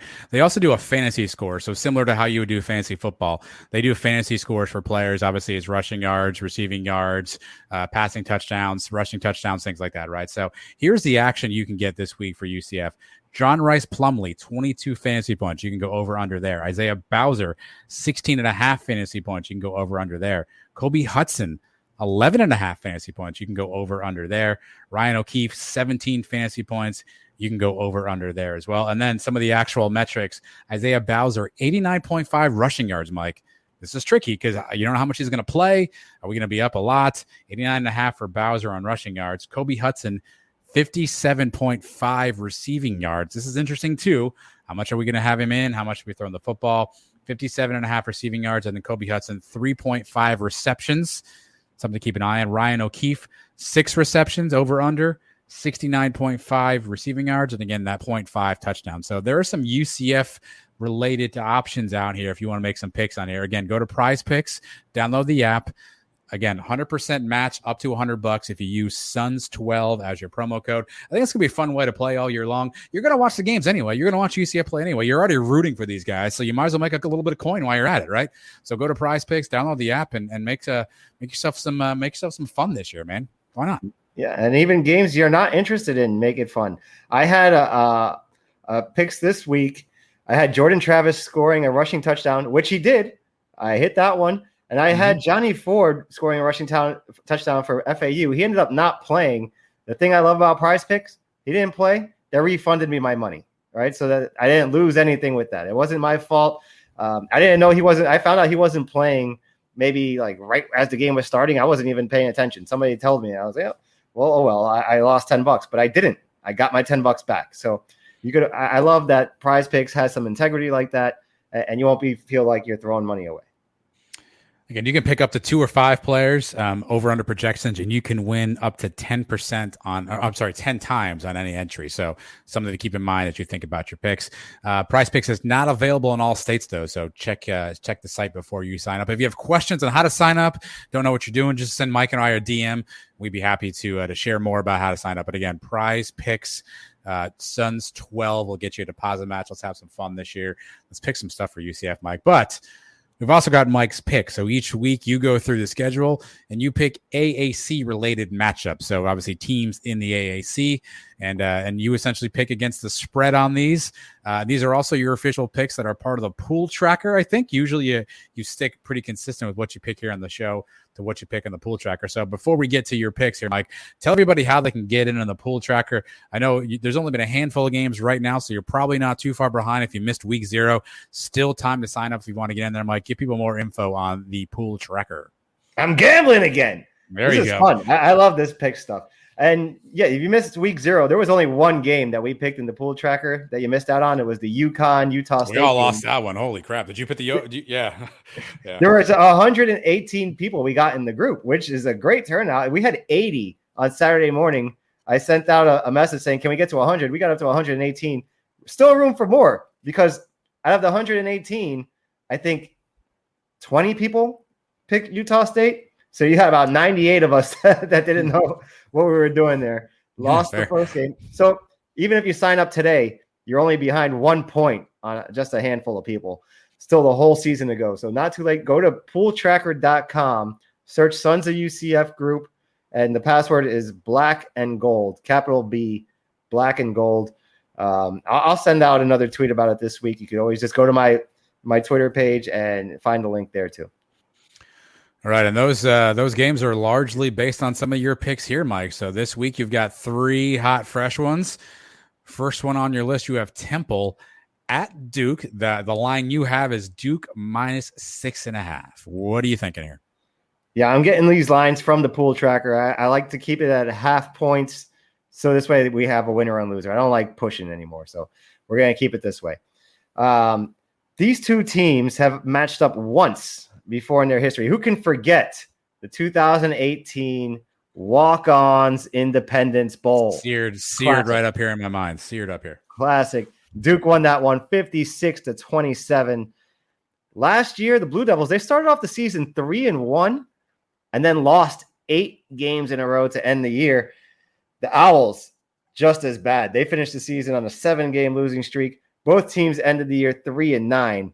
This is, my friends, #bad football. But this game is in Durham, North Carolina. It's a Friday night game for the Blue Devils. I expect, the crowd should be into it. You would think that it's a fresh season, optimism, all that crap. They have a new head coach, Mike Elko, coming over from Texas A&M. This guy's got experience at Texas A&M. Before that, he was at Notre Dame. So he's got to be looking to make an early statement early on in the year. Temple also with a new head coach, Stan Drayton. Don't know what to expect out of this guy, but this guy's got a lot of work to do with this Temple team. This Temple team is not good. I think they're the worst team in the American Conference. Give me Duke at home to cover at least by a touchdown. Yeah, I wanted to try to find a pick that I didn't like that you made, and this was one I can't argue with because Temple's going to be a bad football team. They're rebuilding. I do want to tell folks behind the curtain a little bit here. Mike sent his notes through. He actually wrote on the paper #bad football. Like that's literally the note. He actually has the #bad football, so he actually wrote that down. But I don't know if Duke's any good. I mean, they're not going to be a barn burner in the ACC this year, but they're going to be better than Temple. I think Temple's going to have a rough year this year. The transfer portal is just going to hit those guys hard. Obviously, I'm looking forward to playing them this year because I think it helps us out. But I can't talk myself into picking Temple to win anything right now. No, Temple is worse than the Cows. They were bad last year. I think the Cows beat them by like 3 touchdowns last year. We saw what we did to them. They're just, unless this Stan Drayton guy is a miracle worker, I don't see them turning it around anytime soon. Seems unlikely.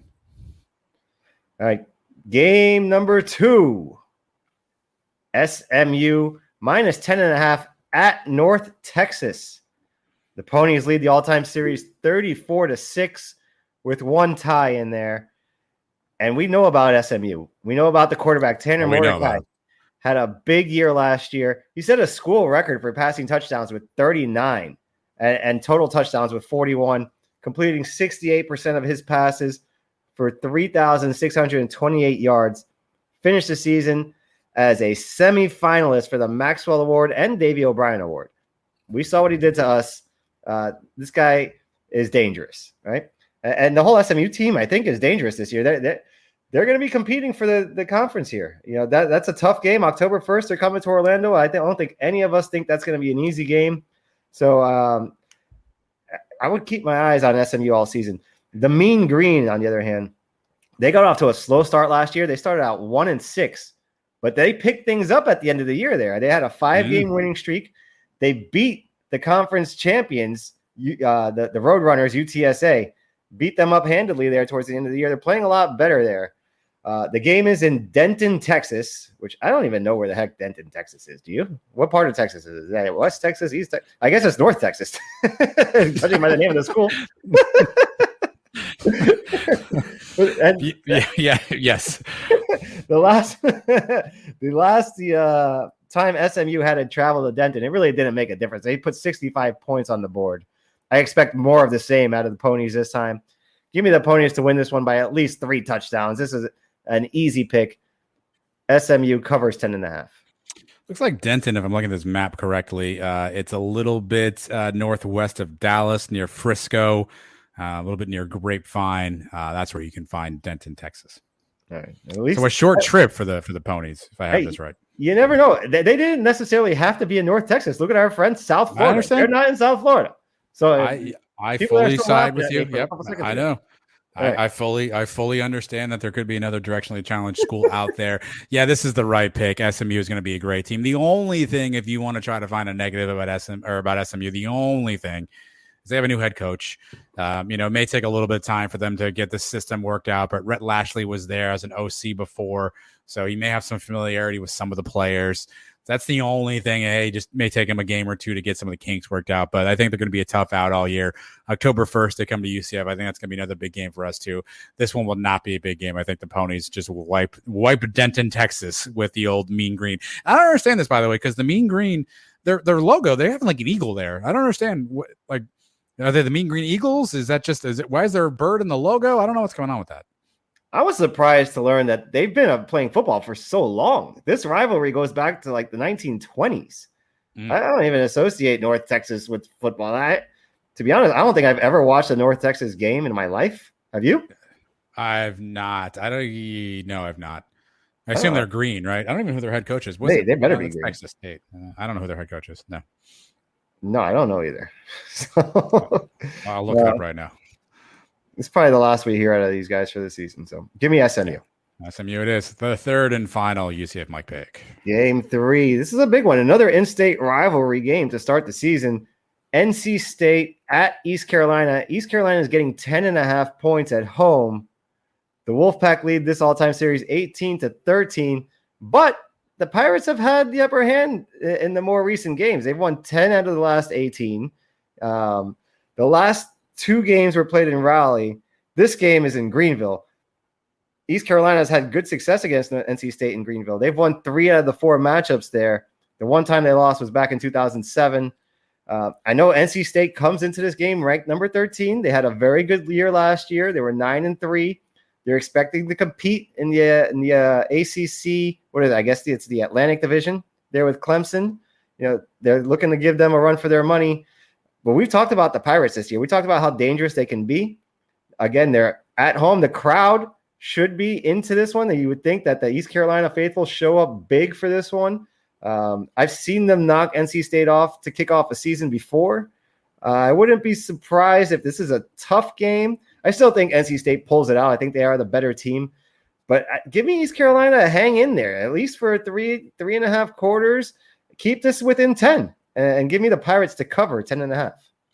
Yeah, I kind of agree with you here. I mean, I shameless plug. I was on with Mike Farrell today, and this was a game we talked about. And Mike's big on Devin Leary, the quarterback for NC State. And being the group of 5 homer that I am, I said, hey, slow down. Holt Nailers has been there since 2019. I mean, probably before that, who knows? And he's a relatively good quarterback at times. They have a good ground game, and we saw how well they played. I agree. I think North Carolina State wins this one, but maybe by 8, maybe just by 10.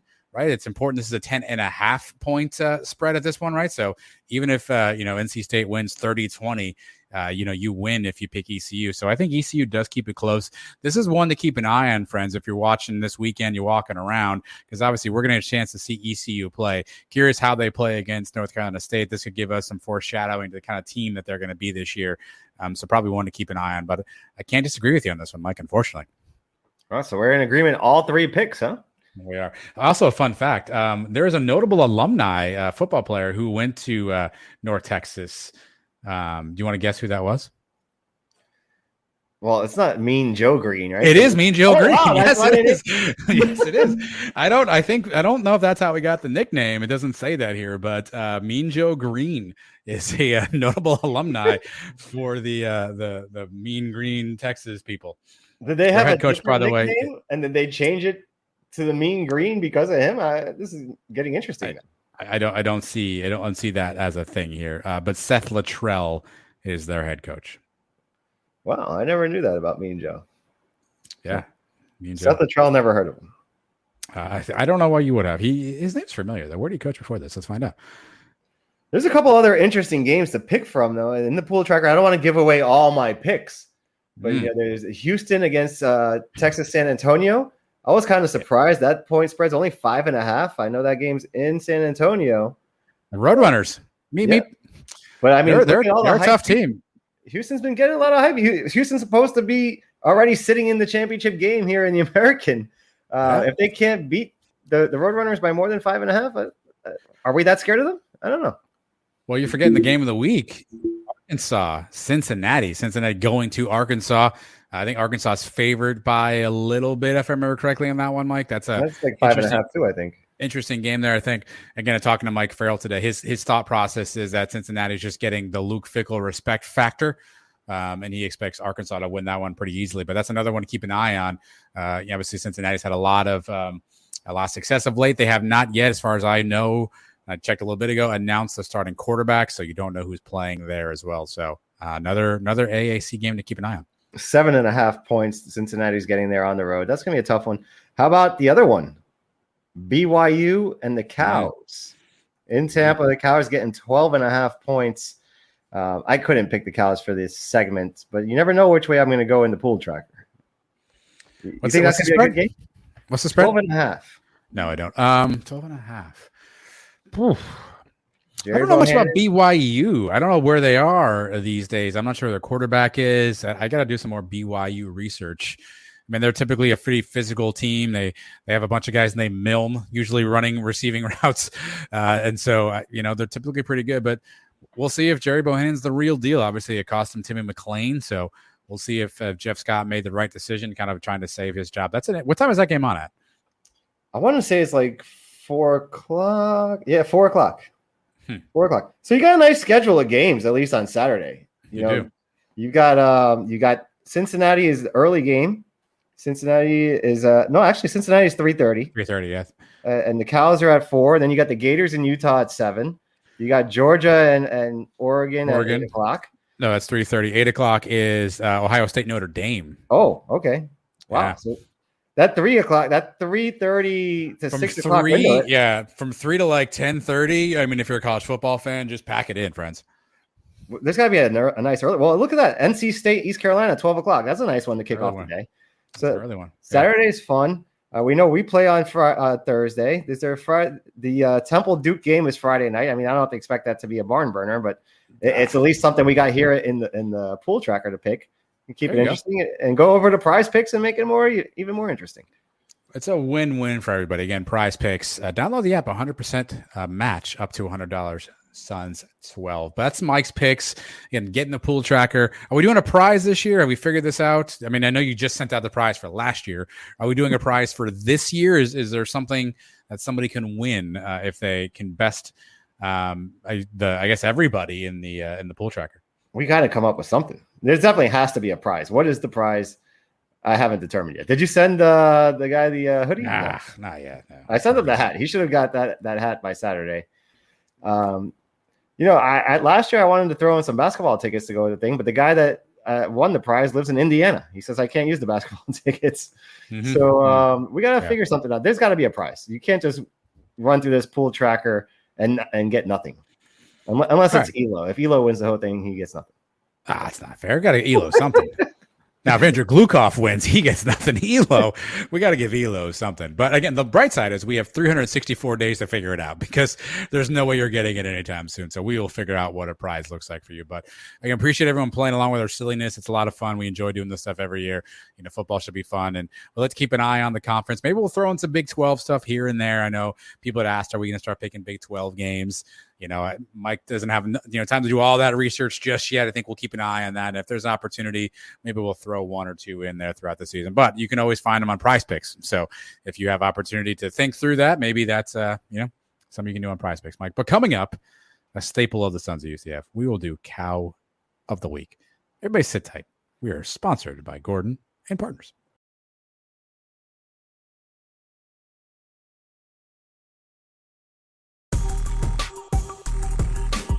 Okay, Sons of UCF, both of you, you are the fun.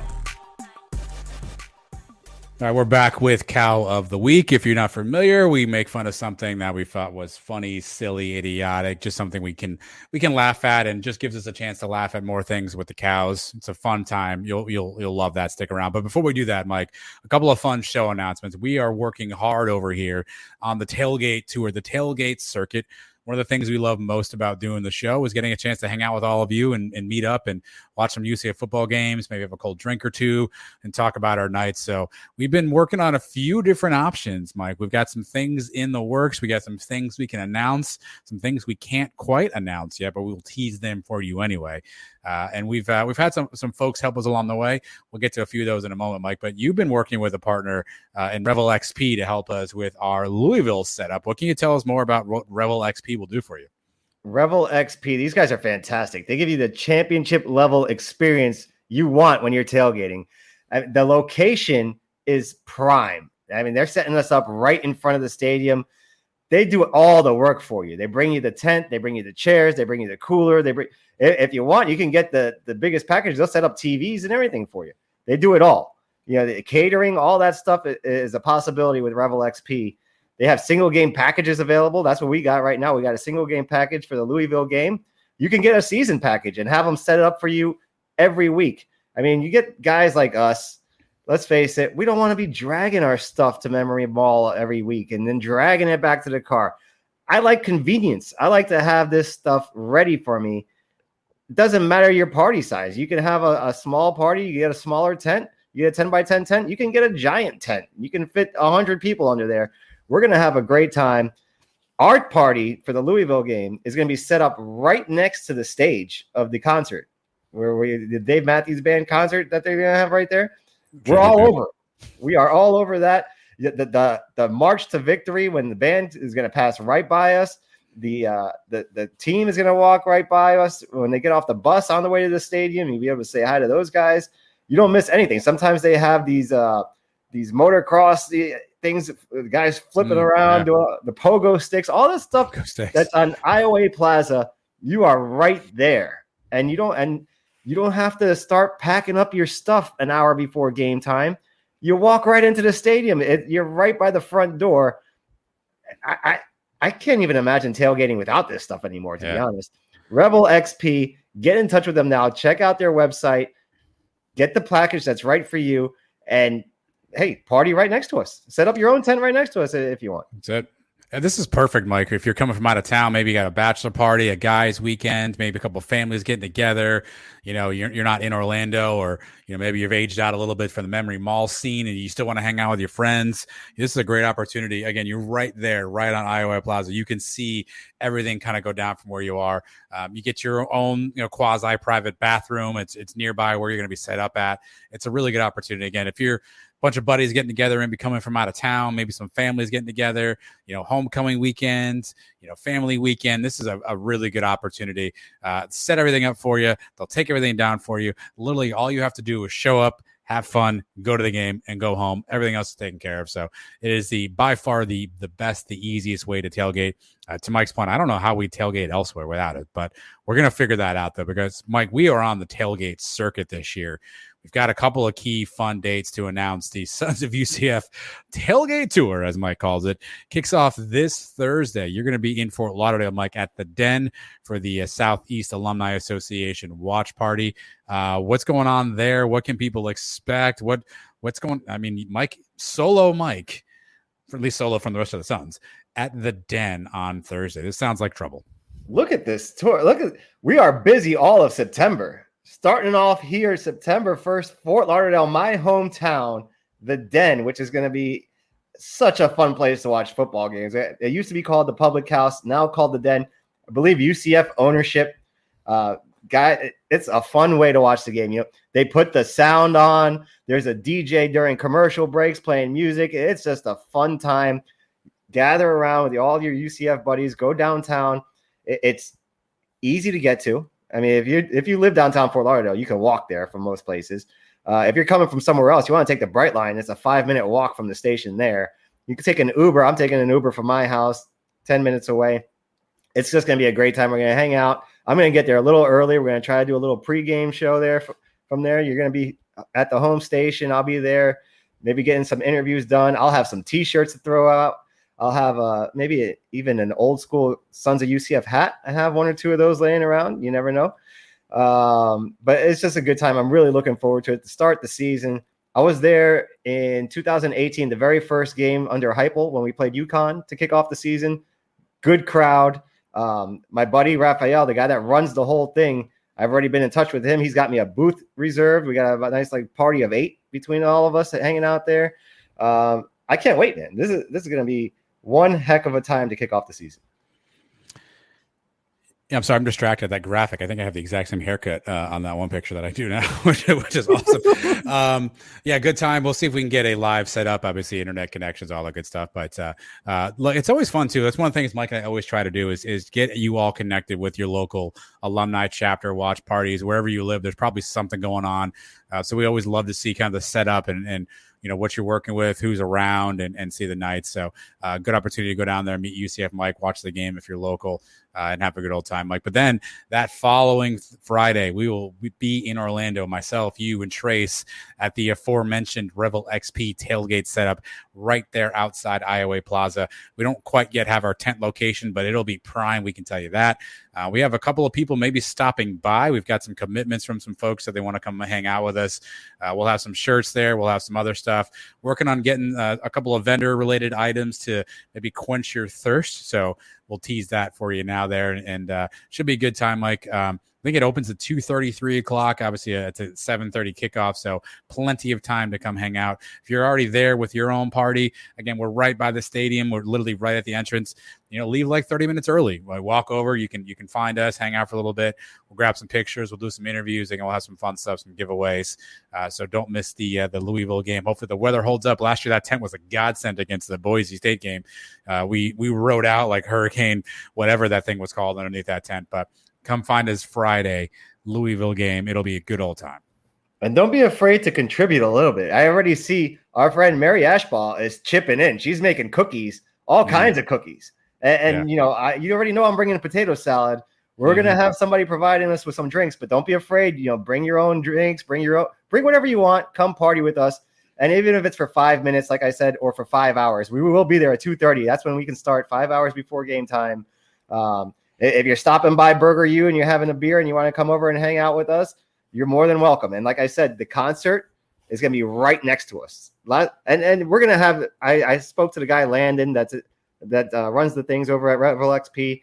I asked him for the same spot that we had last year. He says he probably could make that work. And that was the perfect spot. It was the furthest one, the one closest to the stadium, right next to the big tent where actually the Boise State people were having their party. Right by the bathrooms, close to bathrooms. Yeah, he's saying private bathrooms. I'm talking about we're going into the practice facility inside the indoor, and we're going to the bathroom in there, and that's what is all set up. To be clear, there's a bathroom in there. You don't have to pee on the turf or anything like that. You probably shouldn't, by the way. It's just an elite experience, and you're not going to want to miss it. But like I said, throw in a little bit. Bring some snacks. Throw something. Mary's bringing the cookies. What else can you guys contribute? Because somebody's going to bring some brownies, some sandwiches. What else do we got? Chicken wings. Yeah. I got you covered for seltzer, Mike. So I will take care of all your seltzer needs for that one. And then the big one on the 17th at FAU, we will be in the RV parking lot, sponsored by our good friends Gordon and Partners. Mike Hoffman and these guys are putting together quite a lineup. I can't reveal everything yet. Here's what I can tell you. One, it's in the RV lot. There's supposed to be some giant contraption they're bringing, indoor bathrooms. They got a bunch of stuff set up. We're going to be in the RV lot, so that tells you that the size of this thing starts at 3:30, I think, is when gates open and when FAU will allow people to come by. So 3:30 RV lot. And there may be a special guest. Can't release this just yet. I don't think the ink is dry. I don't think all the hands have been shaken on this one yet, Mike. But we expect to announce soon. We'll have a couple of special guests stopping by. So if you're going to go to the FAU game, what better spot to come tailgate than tailgate with us? Find us in the RV lot. We're going to have a ton of UCF people there. It's enemy territory, so you're going to want to be around other UCF people. Go to the RV lot. Trust me, if you're there, you're going to want to be at this tailgate. There's going to be a lot of things that are going to be happening at this tailgate that you will be upset if you missed if you were there. So swing by the RV lot, 3:30 for the Boca Raton takeover, as we're calling it at this point right now, FAU Stadium. Some special stuff going on there, Mike. I know you know a little bit about what's going on behind the scenes. It's one of those that you're not going to want to miss. The word that I keep thinking is bonanza. This is going to be a crazy party that we're going to throw here at FAU to wrap up the September leg of the tailgate tour. This is not the end of the tailgate tour. It's not. There's more. This is just the beginning for now. Oh, geez. For now. Okay. But we're starting it off. We're doing it right. FAU is going to be a very fun time. You're not going to want to miss it. And I know UCF is doing their thing where you have to, if you want to do the away game tailgate, it's $50, whatever. They have that deal, and they'll have. If you want to tailgate at the track, you got to pay $15 per person. You don't have to pay anything to come here. You come here, and you're gonna be guaranteed a great time. And I can't wait to unveil what the secret is. But we're gonna have a few special guests, I'm pretty sure, at this thing. You're not gonna want to miss it. Again, that's courtesy of our good friends at Gordon and Partners who are making all that happen. And then we're going to go in there and kick FAU's ass too. And they actually look pretty good this week, Mike. So it may end up being a decent game after all. So come hang out with us. Again, Mike will be in Fort Lauderdale on Thursday. All of us will be in Orlando for Louisville. And then all of us will be back down at Boca Raton for the FAU game. So the Suns tailgate bonanza, I guess we're now calling it. It's now elevated from a tour to a bonanza, coming to a spot near you, Mike. All right, so that's all the we have future games too? I'm not ruling it out. I mean, somebody called us out, said you guys want to come to Tampa. I'm planning on being in Tampa. We may do something for that one. Who knows? I want to be back up there for the Cincinnati game. Cincinnati for sure. It's always a possibility to have a party.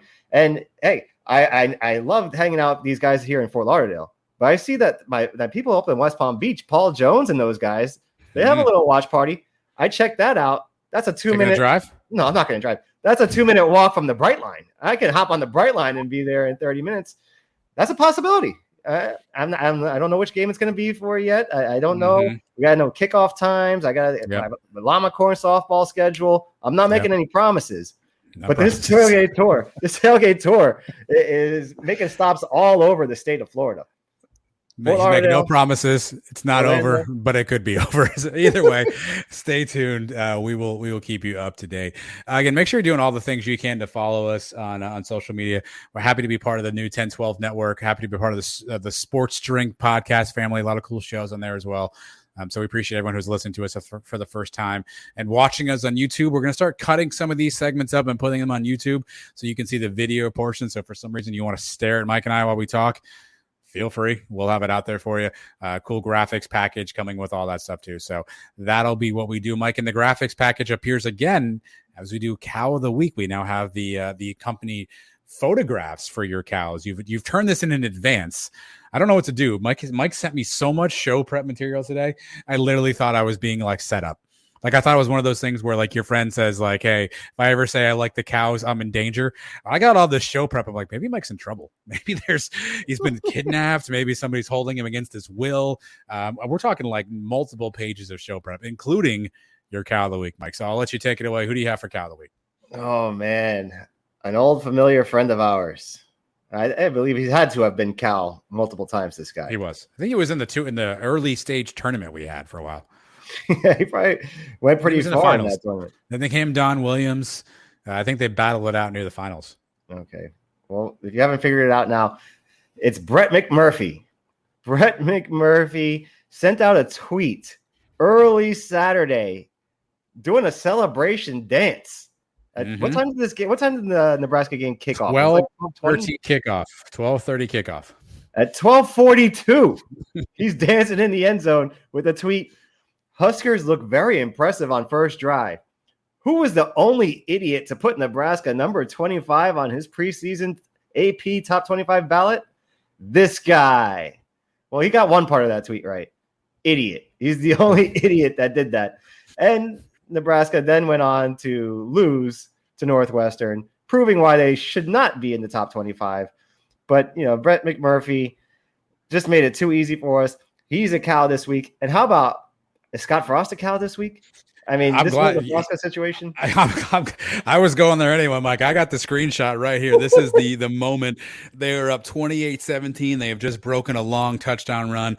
It is the third quarter, and Scott Frost decides to onside kick when it clearly goes right to the Northwestern player, which turns into be a backfire, Mike. So Scott Frost is absolutely a Cow of the Week.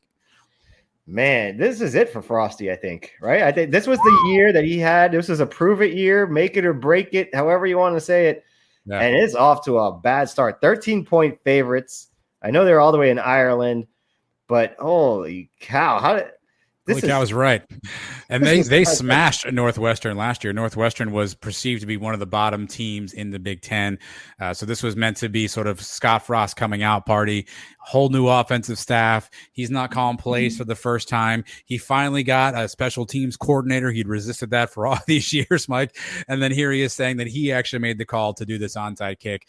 And here's everything you need to know about where Scott Frost is. This is the third quarter. I know you can't see it. It's covered on the screen there. This is the third quarter when he makes this play, right?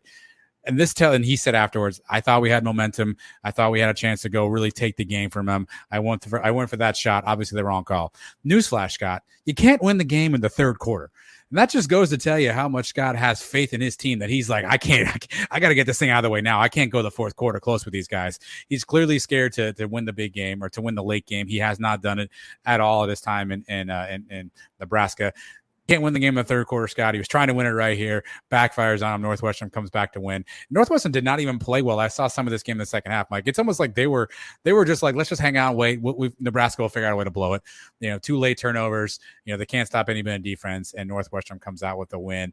And afterwards, Frost, who is now not calling plays again for the first time in his career, said our offensive staff needs to get a little bit more creative, and that he called the play for the onside kick when he has a special teams coordinator. Scott, maybe he's just trying to get fired at this point. I don't know. Maybe he's just like, somebody give me my money. Let me get out of here. I'll go be Chip Kelly's offensive coordinator and make a bunch of money and live in LA.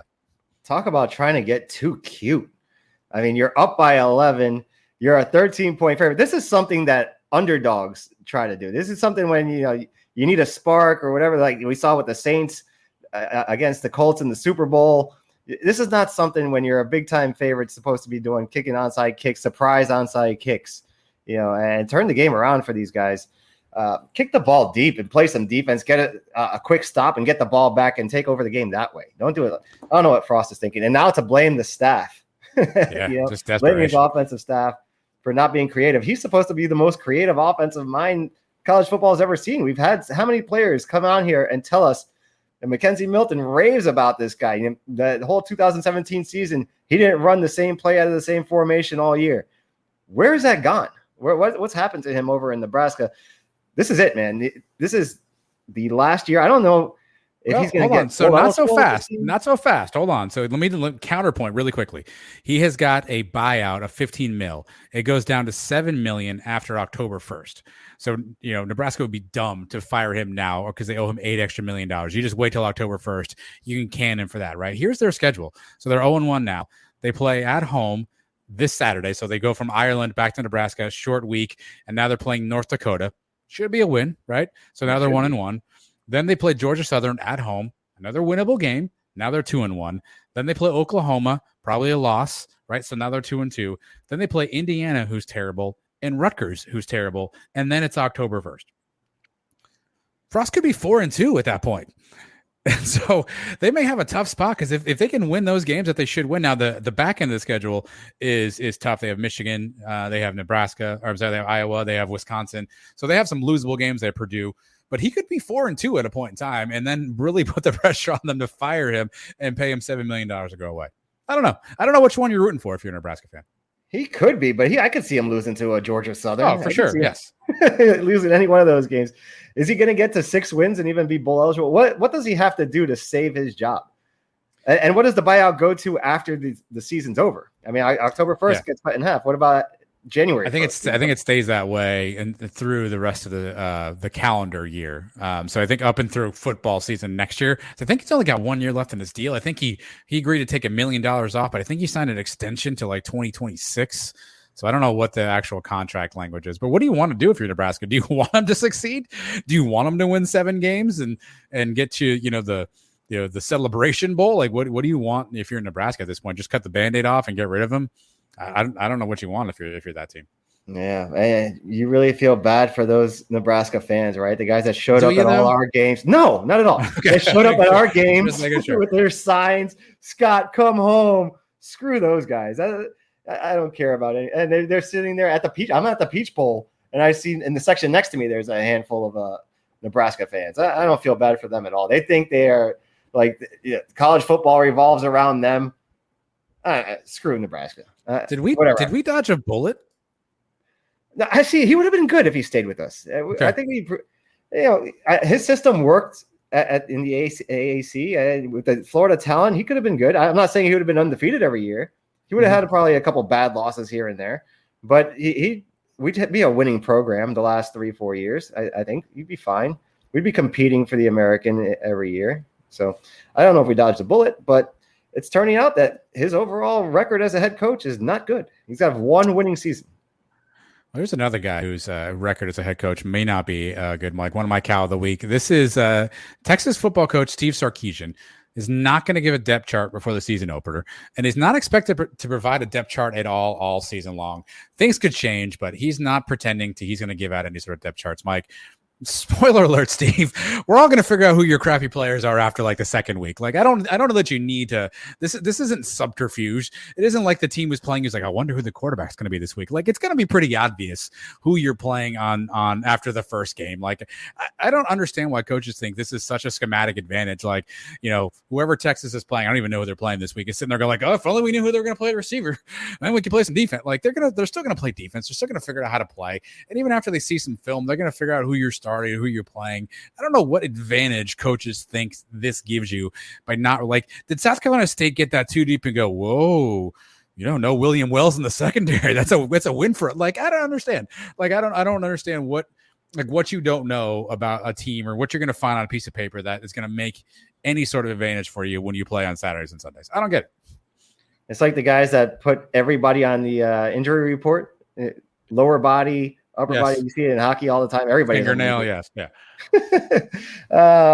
It doesn't really make sense when you put it that way. I could see for the first week, maybe it throwing the other team off because they're not exactly sure. But you're right. By week 2, week 3, everybody else is going to know who the guy are. It makes no sense. And then here's my next category. This is really off the board, Mike, but I saw this tweet and it really, I don't know why it made me angry. This is from Sky Moore. He is a receiver for the Chiefs. And it says, when the waitress hands you the bill for the rookie dinner, Mike, I don't know if you can see that on screen, the bill at the 801 Chop House where Sky Moore and his Kansas City Chiefs teammates ate, $22,000 bill that Sky Moore has to pay for the rookie dinner, Mike. When did this become like we want to bankrupt the rookie? Like, I don't understand. Like take him to a goalpost. That's fine. Throw him in a cold tub. Give him a wedgie if you want to. $22,000. What if this kid gets cut next week? If he rolls an ankle, he's on the practice squad. He's still going to make 6 figures, but this is like 1/4 of his paycheck. $22K. For a dinner. Does he even have that kind of room on his credit card? I don't even know if he's got that kind of room. I don't know when we went to this whole we're gonna make the rookie be bankrupt, but this just seems like something's wrong here. We wonder why these guys are out of money by the time we have 4 years out of the league. It's because of stuff like this, and this kind of conditions them to go out and say, hey, I'm going to throw all my money here. And I don't know how much this guy's getting paid. He's going to get at least a few million, right? Who is this guy? Was he a high receiver? So he was actually undrafted. Second round, 54th pick. So his base salary this year is $705,000. All right. I mean, this is not millions of dollars. That's still a good amount of money. If this is only a one-time thing, maybe you can see it, but it's stupid. All around, it's just stupid. That's a lot of money for what? These guys are buying all kinds of, I'm sure, expensive bottles of champagne. How do you get the bill even up that high? With how many guys were out? 5 guys? 6 guys? How do you spend that much? It says dinner $18,000, wine $2,000, and then tax of $2,700. Yeah. Well, there's one reason I'm glad I'm not an NFL player, I guess. But my wife will probably try to rival this when we go to Miami that weekend before we go to Boca. So I can't even speak that much. Not that much. Okay. Well, good luck. Call Sky Moore. Apparently, he's got some money laying around for you. We just got to get rid of like making dudes pay all this kind of money. Again, maybe this kid's got it, maybe he doesn't. Who knows? But to your point, like we want to preach about guys going broke and flaunting their money and squandering away their millions, and we wonder why. $22,000 dinner. I mean, geez, what did you eat? Yeah, that's what I'm saying. How could that $18,000 on steaks? How many people are eating? It can't be. There's got to be something else to it. I don't know. Let's pull up the menu at the 801 Chop House, Mike. Let's see what the even if you get like the Wagyu, whatever, $150 steak, maybe, at most $200. But and that's got to be a lot of alcohol that they get the Dom Perignon and all that stuff. $5,000 bottle of this. Okay, all right, here we go. I got the 801 Chop House menu, Mike. Let's go. Do you want to go to the steaks? All right. If you want a 30-ounce porterhouse, dry aged, that's going to cost you $135. All right. We got a American Wagyu strip for $120. If you want a bone-in Delmonico 24-ounce, $78. That's what I'll run you. Some prime rib, $73. Some appetizers. What do you want for appetizers, Mike? You want some tuna tartare? $26 for the tuna tartare. Fried calamari, $22. Oysters Rockefeller, $26. Even if you got all that stuff, $500, whatever it is, where's the other $21,000 coming from? I mean, how many guys brought it? Well, hold on. Here you go. You can get the JPL shellfish platter. That's 2.5 pound lobster, 12 jumbo shrimp, 1 pound king crab, 12 oysters. That'll run you $220. All right. Yeah, seafood towers. Grilled asparagus, $15. I don't think you and I are going to be going to the 801 Chop House anytime soon. I feel like, A, you're not going to Kansas City. I don't think ever. No? Would you ever go to Kansas City? Is there a reason I can get Mike to Kansas City? I mean, Chiefs game? Chiefs Giants? Chiefs Giants. Yeah, I mean, not the way the Yankees, teams are Royals right now. Yankees Royals, a big rivalry back in the 80s, 70s. Yeah. I mean, I guess it seems like an okay city. It's actually a real city. You know, we're not talking about like these Big 12 towns. You got about 300 miles to civilization. Hello to all our new Big 12 fans. Thanks for listening to the Sons of UCF.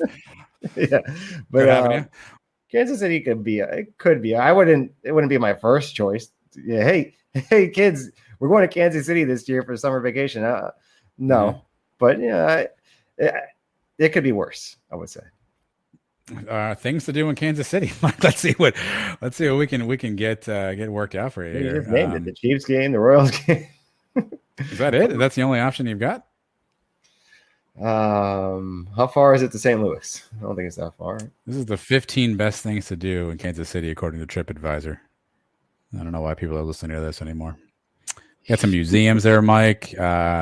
Chiefs game is number 5. Kansas City Zoo is number 6. They have a Boulevard Brewing Company there. A lot of museums. You big on museums? Not big on them. I'll check one out here and there. You know, I've been to a handful in my day.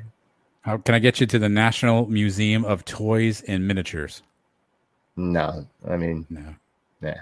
What kind of toys are we talking? The Negro League Baseball Museum. All right, that's interesting. It's not bad. Okay. The National World War I Museum and Memorial. Okay, you can spend a couple hours there. The Arabia Steamboat Museum. No, I don't know about Steamboat. All right. Well, I don't know if Kansas City's for you then. Yeah. If you're not going to go to the Toys and Miniatures and the Steamboat, then you're not even doing it right. All right. All right. I mean, if I go the rest of my life without going to Kansas City, I'm not going to, it's not going to be one of my life regrets. I'll put it that way. All right. Well, the top 5 UCF my life regrets. We'll do that. We'll do that next week on the show. Because next week on the show, Mike, we are back to our usual platform here. Game week. We'll do a game breakdown. We'll kind of tell you the good, the bad, what we liked, what we didn't like. Maybe UCF observations. Maybe we'll bring those back, Mike. We used to have a bunch of those. I'm sure. I don't know if you'll be diligently watching the game, so you may have to catch this on replay if you're UCF Mike, but maybe we get you some observations. Maybe do some translator again next week. So we'll have some fun stuff for next week. Before we run here, though, Mike, quick plug. Everyone saw the story circulating about Jackie Williams, former UCF wide receiver. His apartment complex got inundated with water as part of the storms out there in Dallas. There's a GoFundMe out there for Jackie now. I had a chance to talk to him. Like, he's actually going to come on the show with us sometime soon. Wants to chat, wants to talk about his time at UCF. So if you have a chance to go find that GoFundMe, it's probably on Robert's page at 2 letters, 2 words. And you can try to help Jackie get some stuff situated. His entire apartment situation is not a pretty sight right now. So go give that a look if you want to. Another note, live show is Wednesday this week, Mike. Wednesday evening. There's a game on Thursday. So we're going to do a live show on Wednesday. Usual time, usual places, YouTube, Facebook, Twitter. Myself, Mike, and Trace will do a breakdown. I think we have an SC State insider joining, Mike. I didn't think I'd ever say those words out loud, but I believe we have an insider for South Carolina State joining us. Again, it's 8 o'clock. That's Facebook, Twitter, YouTube, me, Mike, and Trace. Make sure you join us for that, Mike. But here we go. You're now still 3 sleeps away. You don't have to sleep tonight, I guess, or Wednesday night. So it's up to you. But 3 sleeps from football, my friend. Here we go. Yeah, I'm a little tired. It's late right now, so I'm definitely going to go to sleep now. That's one. I don't know if I'll be able to sleep Wednesday night. That's when I'm going to be a little too excited. So maybe 2 sleeps if you do it that way. 2 sleeps, and we'll figure out what we can do again. We'll see you on Wednesday. Mike, we'll see everybody on Thursday if you can get out to the Den in Fort Lauderdale. Till then, thanks everyone for listening, watching, following along, doing all the things you do. We appreciate you. Can't wait to meet up with everybody this year on the Sons of UCF Tailgate Tour. We have a fantastic short week. We'll talk to you really, really soon. Take care of each other. Good nights. Charge up.